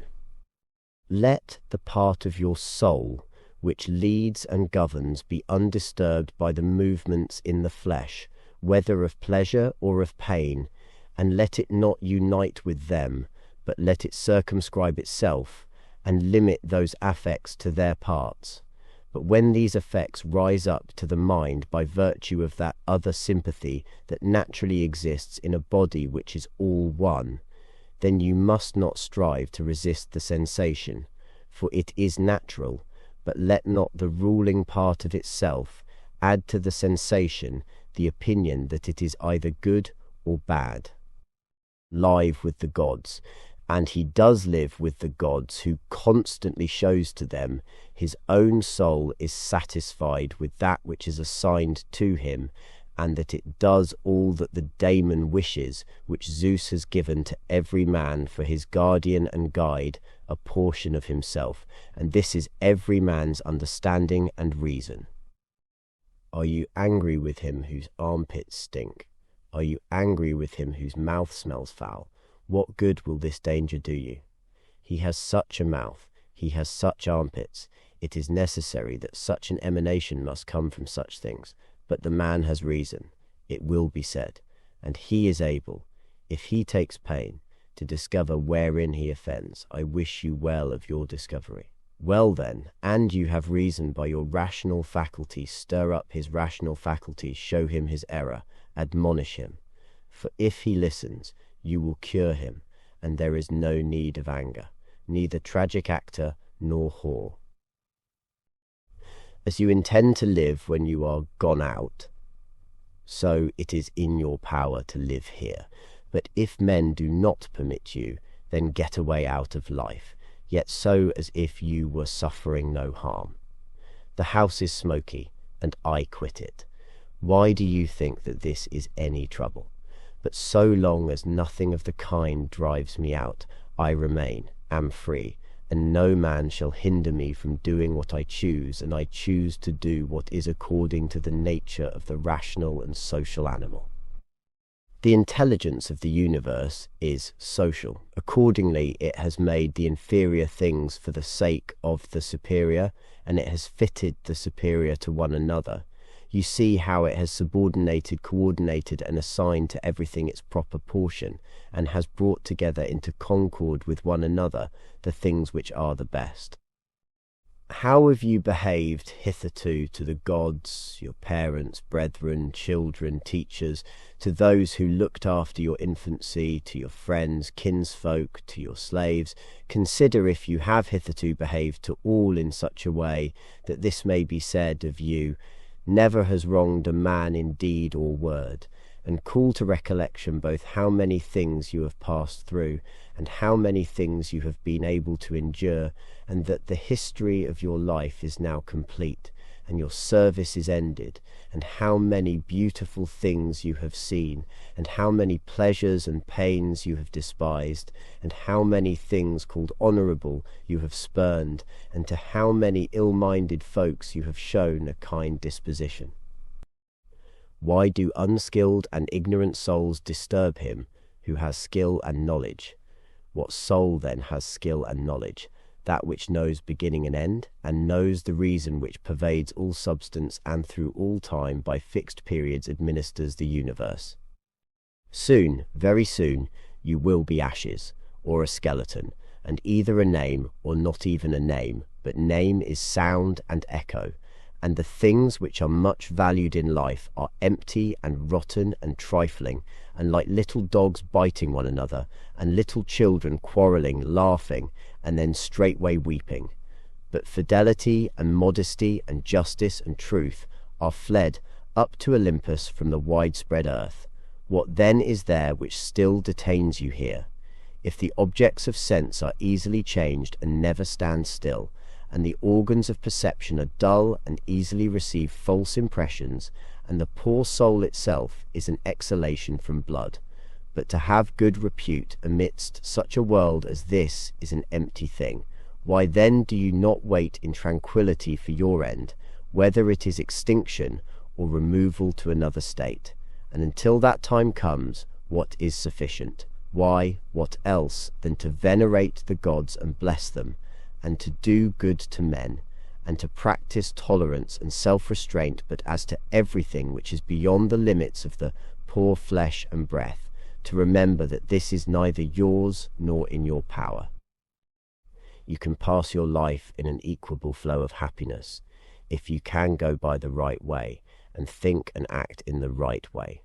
These two things are common both to the soul of God and to the soul of man, and to the soul of every rational being, not to be hindered by another, and to hold good to consist in the disposition to justice and the practice of it, and in this to let your desire find its termination. If this is neither my own badness, nor an effect of my own badness, and the common weal is not injured, why am I troubled about it?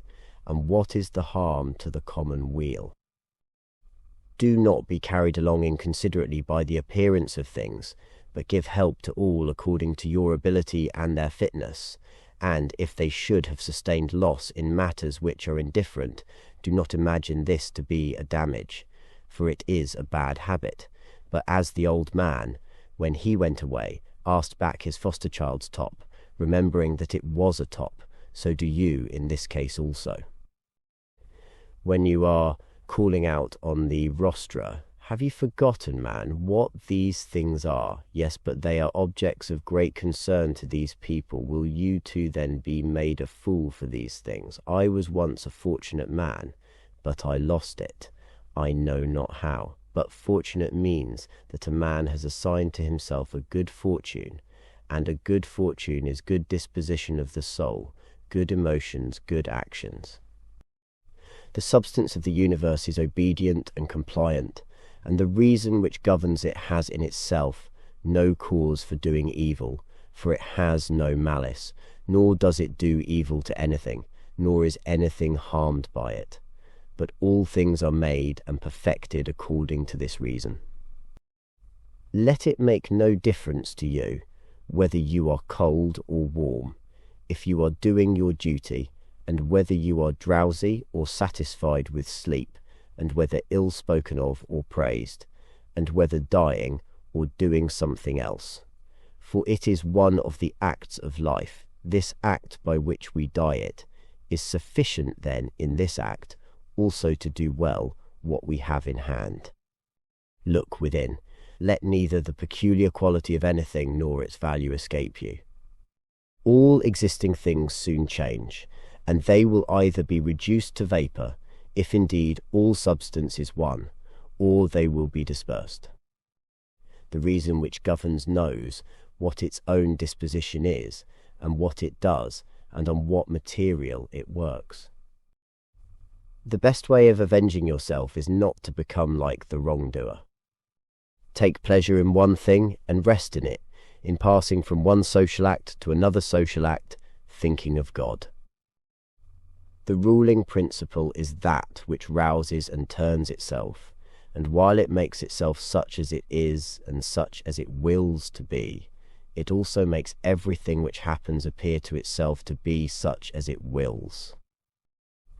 In conformity to the nature of the universe, every single thing is accomplished, for certainly it is not in conformity to any other nature that each thing is accomplished, either a nature which externally comprehends this, or a nature which is comprehended within this nature, or a nature external and independent of this.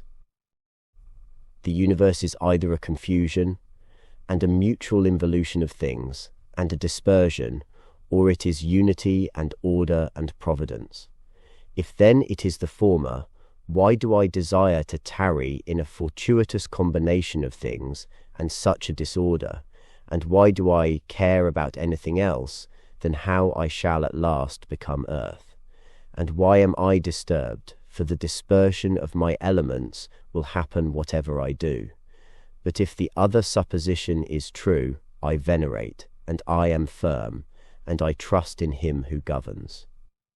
When you have been compelled by circumstances to be disturbed in a manner, quickly return to yourself, and do not continue out of tune longer than the compulsion lasts, for you will have more mastery over the harmony by continually recurring to it.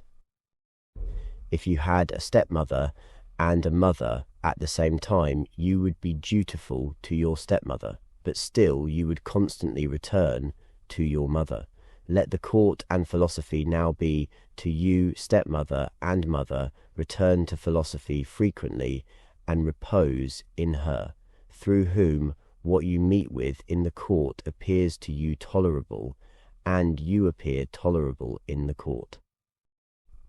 When we have meat before us and such eatables, we receive the impression that this is the dead body of a fish, and this is the dead body of a bird or of a pig, and again, that this Falernian is only a little grape juice, and this purple robe some sheep's wool, dyed with the blood of a shellfish. Such then are these impressions, and they reach the things themselves and penetrate them, and so we see what kind of things they are. Just in the same way ought we to act all through life, and where there are things which appear most worthy of our approbation, we ought to lay them bare and look at their worthlessness, and strip them of all the words by which they are exalted. For outward show is a wonderful perverter of the reason, and when you are most sure that you are employed about things worth your pains, it is then that it cheats you most. Consider then what Crates says of Xenocrates himself. Most of the things which the multitude admire are referred to objects of the most general kind, those which are held together by cohesion or natural organization, such as stones, wood, fig trees, vines, olives. But those which are admired by men who are a little more reasonable are referred to the things which are held together by a living principle, as flocks, herds. Those which are admired by men who are still more instructed are the things which are held together by a rational soul, not however a universal soul, but rational so far as it is a soul skilled in some art, or expert in some other way, or simply rational so far as it possesses a number of slaves. But he who values rational soul, a soul universal and fitted for political life, regards nothing else except this, and above all things he keeps his soul in a condition and in an activity conformable to reason and social life, and he cooperates to this end with those who are of the same kind as himself. Some things are hurrying into existence, and others are hurrying out of it, and of that which is coming into existence, part is already extinguished. Motions and changes are continually renewing the world, just as the uninterrupted course of time is always renewing the infinite duration of ages. In this flowing stream, then, on which there is no abiding, what is there of the things which hurry by, on which a man would set a high price? It would be just as if a man should fall in love with one of the sparrows which fly by, but it has already passed out of sight. Something of this kind is the very life of every man, like the exhalation of the blood and the respiration of the air. For such as it is to have once drawn in the air and to have given it back, which we do every moment, just the same is it with the whole respiratory power, which you didst receive at your birth yesterday and the day before, to give it back to the element from which you first drew it. Neither is transpiration, as in plants, a thing to be valued, nor respiration, as in domesticated animals and wild beasts, nor the receiving of impressions by the appearances of things, nor being moved by desires as puppets by strings, nor assembling in herds, nor being nourished by food, for this is just like the act of separating and parting with the useless part of our food. What then is worth being valued? To be received with clapping of hands? No, neither must we value the clapping of tongues, for the praise which comes from the many is a clapping of tongues. Suppose then that you have given up this worthless thing called fame, what remains that is worth valuing? This, in my opinion, to move yourself and to restrain yourself in conformity to your proper constitution, to which end both all employments and arts lead. For every art aims at this, that the thing which has been made should be adapted to the work for which it has been made, and both the vine planter who looks after the vine, and the horsebreaker, and he who trains the dog, seek this end. But the education and the teaching of youth aim at something. In this then is the value of the education and the teaching, and if this is well, you will not seek anything else. Will you not cease to value many other things too? Then you will be neither free, nor sufficient for your own happiness, nor without passion. For of necessity you must be envious, jealous, and suspicious of those who can take away those things, and plot against those who have that which is valued by you. Of necessity a man must be altogether in a state of perturbation who wants any of these things, and besides, he must often find fault with the gods.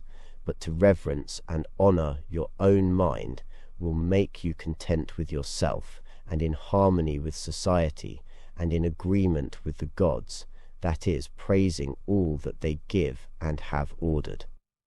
Above, below, all around are the movements of the elements, but the motion of virtue is in none of these. It is something more divine, and advancing by a way hardly observed, it goes happily on its road. How strangely men act! They will not praise those who are living at the same time and living with themselves, but to be themselves praised by posterity, by those whom they have never seen or ever will see, this they set much value on. But this is very much the same as if you shouldst be grieved, because those who have lived before you did not praise you. If a thing is difficult to be accomplished by yourself, do not think that it is impossible for man, but if anything is possible for man, and conformable to his nature, think that this can be attained by yourself too. In the gymnastic exercises, suppose that a man has torn you with his nails, and by dashing against your head has inflicted a wound. Well, we neither show any signs of vexation, nor are we offended, nor do we suspect him afterwards as a treacherous fellow, and yet we are on our guard against him, not, however, as an enemy, nor yet with suspicion, but we quietly get out of his way. Something like this let your behaviour be in all the other parts of life. Let us overlook many things in those who are like antagonists in the gymnasium, for it is in our power, as I said, to get out of the way, and to have no suspicion nor hatred.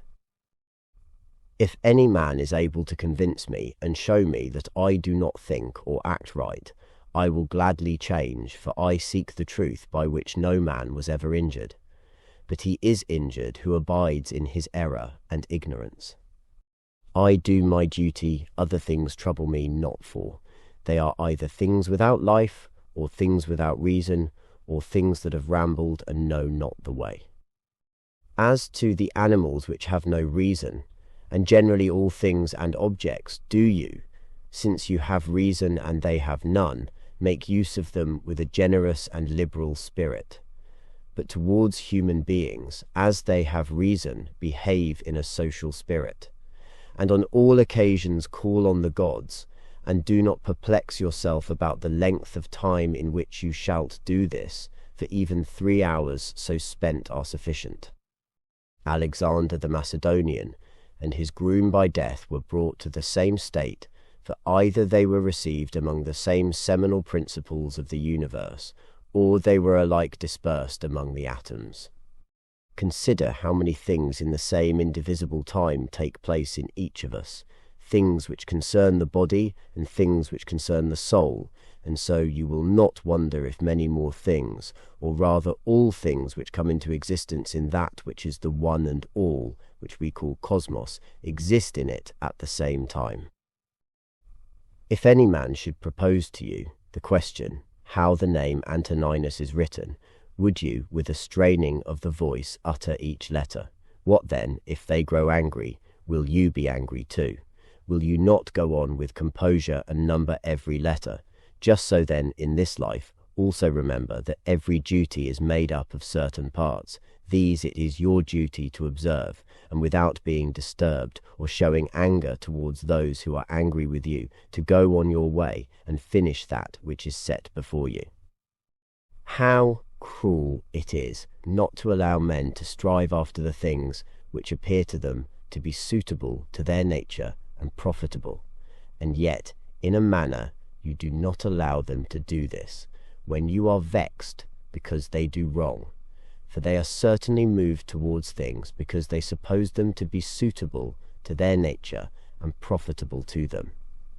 But it is not so. Teach them then, and show them without being angry.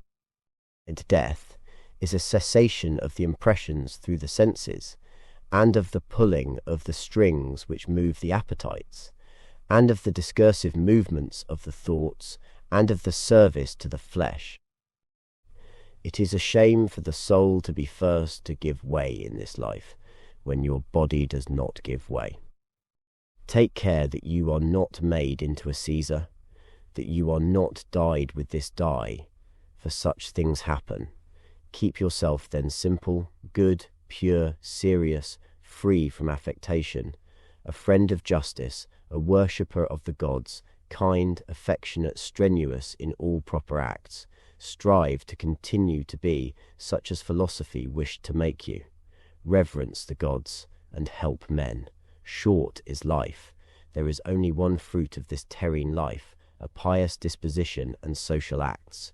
Do everything as a disciple of Antoninus. Remember his constancy in every act which was conformable to reason, and his evenness in all things, and his piety, and the serenity of his countenance, and his sweetness, and his disregard of empty fame, and his efforts to understand things, and how he would never let anything pass without having first most carefully examined it and clearly understood it, and how he bore with those who blamed him unjustly without blaming them in return, how he did nothing in a hurry, and how he listened not to calumnies, and how exact an examiner of manners and actions he was, and not given to reproach people, nor timid, nor suspicious, nor a sophist, and with how little he was satisfied, such as lodging, bed, dress, food, servants, and how laborious and patient, and how he was able on account of his sparing diet to hold out to the evening, not even requiring to relieve himself by any evacuations except at the usual hour,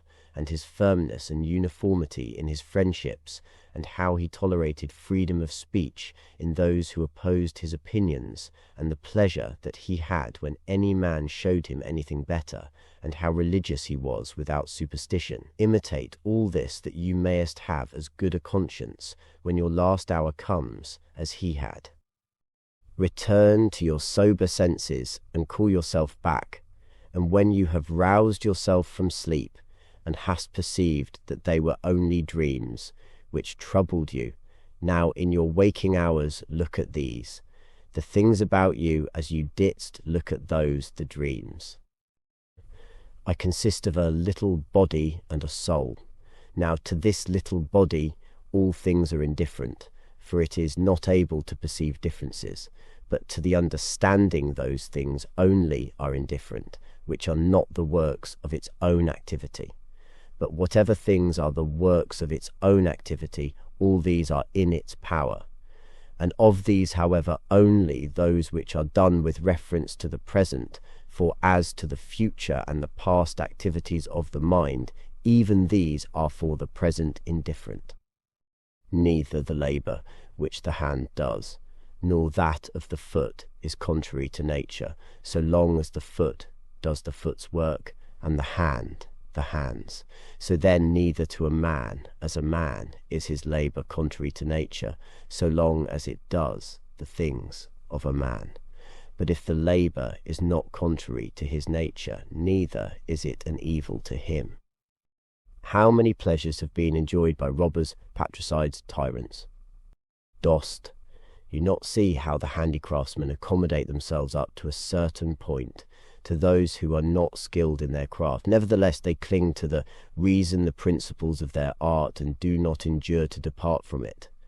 Is it not strange if the architect and the physician shall have more respect to the reason, the principles of their own arts, than man to his own reason, which is common to him and the gods? Asia, Europe are corners of the universe, all the sea, a drop in the universe, Athos, a little clod of the universe, all the present time is a point in eternity, all things are little, changeable, perishable, all things come from thence, from that universal ruling power, either directly proceeding or by way of sequence, and accordingly the lion's gaping jaws, and that which is poisonous, and every harmful thing, as a thorn, as mud, are after products of the grand and beautiful. Do not then imagine that they are of another kind from that which you dost venerate, but form a just opinion of the source of all. He who has seen present things has seen all, both everything which has taken place from all eternity, and everything which will be for time without end, for all things are of one kin and of one form. Frequently consider the connection of all things in the universe and their relation to one another, for in a manner all things are implicated with one another, and all in this way are friendly to one another, for one thing comes in order after another, and this is by virtue of the active movement and mutual conspiration and the unity of the substance. Adapt yourself to the things with which your lot has been cast, and the men among whom you have received your portion. Love them, but do it truly, sincerely. Every instrument, tool, vessel, if it does that for which it has been made, is well, and yet he who made it is not there.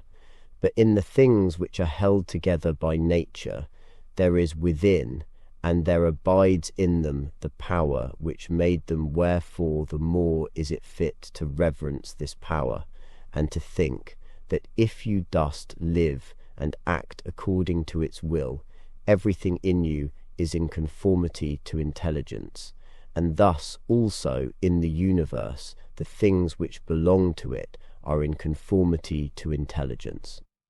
Whatever of the things which are not within your power you shalt suppose to be good for you or evil, it must of necessity be that, if such a bad thing befall you, or the loss of such a good thing, you will blame the gods, and hate men too, those who are the cause of the misfortune or the loss, or those who are suspected of being likely to be the cause, and indeed we do much injustice, because we make a difference between these things, because we do not regard these things as indifferent. But if we judge only those things which are in our power to be good or bad, there remains no reason either for finding fault with God or standing in a hostile attitude to man. We are all working together to one end, some with knowledge and design, and others without knowing what they do as men, also when they are asleep, of whom it is Heraclitus, I think, who says that they are labourers and cooperators in the things which take place in the universe. But men cooperate after different fashions, and even those cooperate abundantly, who find fault with what happens, and those who try to oppose it and to hinder it for the universe, had need even of such men as these. It remains then for you to understand among what kind of workmen you placest yourself, for he who rules all things will certainly make a right use of you, and he will receive you among some part of the cooperators and of those whose labours conduce to one end. But be not you such a part as the mean and ridiculous verse in the play, which Chrysippus speaks of. Does the sun undertake to do the work of the rain, or Aesculapius the work of the fruit-bearer the earth? And how is it with respect to each of the stars? Are they not different, and yet they work together to the same end? If the gods have determined about me and about the things which must happen to me, they have determined well, for it is not easy even to imagine a deity without forethought, and as to doing me harm, why should they have any desire towards that? For what advantage would result to them from this, or to the whole, which is the special object of their providence? But if they have not determined about me individually, they have certainly determined about the whole at least, and the things which happen by way of sequence in this general arrangement I ought to accept with pleasure and to be content with them.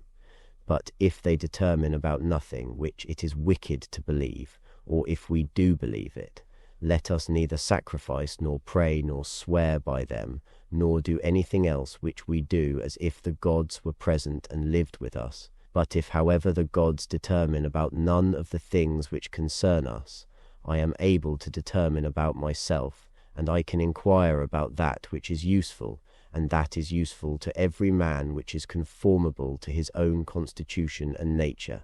But my nature is rational and social, and my city and country, so far as I am Antoninus, is Rome, but so far as I am a man, it is the world.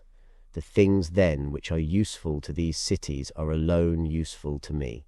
Whatever happens to every man, this is for the interest of the universal, this might be sufficient. But further, you will observe this also as a general truth, if you dost observe that whatever is profitable to any man is profitable also to other men. But let the word profitable be taken here in the common sense as said of things of the middle kind, neither good nor bad. As it happens to you in the amphitheatre and such places, that the continual sight of the same things and the uniformity make the spectacle wearisome, so it is in the whole of life, for all things above, below, are the same and from the same. How long then? Think continually that all kinds of men and of all kinds of pursuits and of all nations are dead, so that your thoughts come down even to Philistion and Phoebus and Oreganian. Now turn your thoughts to the other kinds of men. To that place, then, we must remove, where there are so many great orators, and so many noble philosophers, Heraclitus, Pythagoras, Socrates, so many heroes of former days, and so many generals after them, and tyrants besides these, Eudoxus, Hipparchus, Archimedes, and other men of acute natural talents, great minds, lovers of labour, versatile, confident, mockers even of the perishable and ephemeral life of man, as Menippus and such as are like him.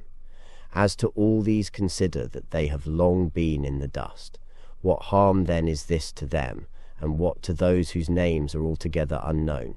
One thing here is worth a great deal, to pass your life in truth and justice, with a benevolent disposition, even to liars and unjust men.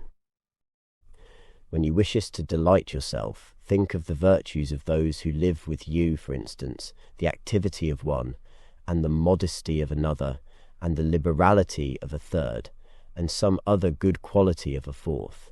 For nothing delights so much as the examples of the virtues, when they are exhibited in the morals of those who live with us, and present themselves in abundance as far as is possible. Wherefore we must keep them before us.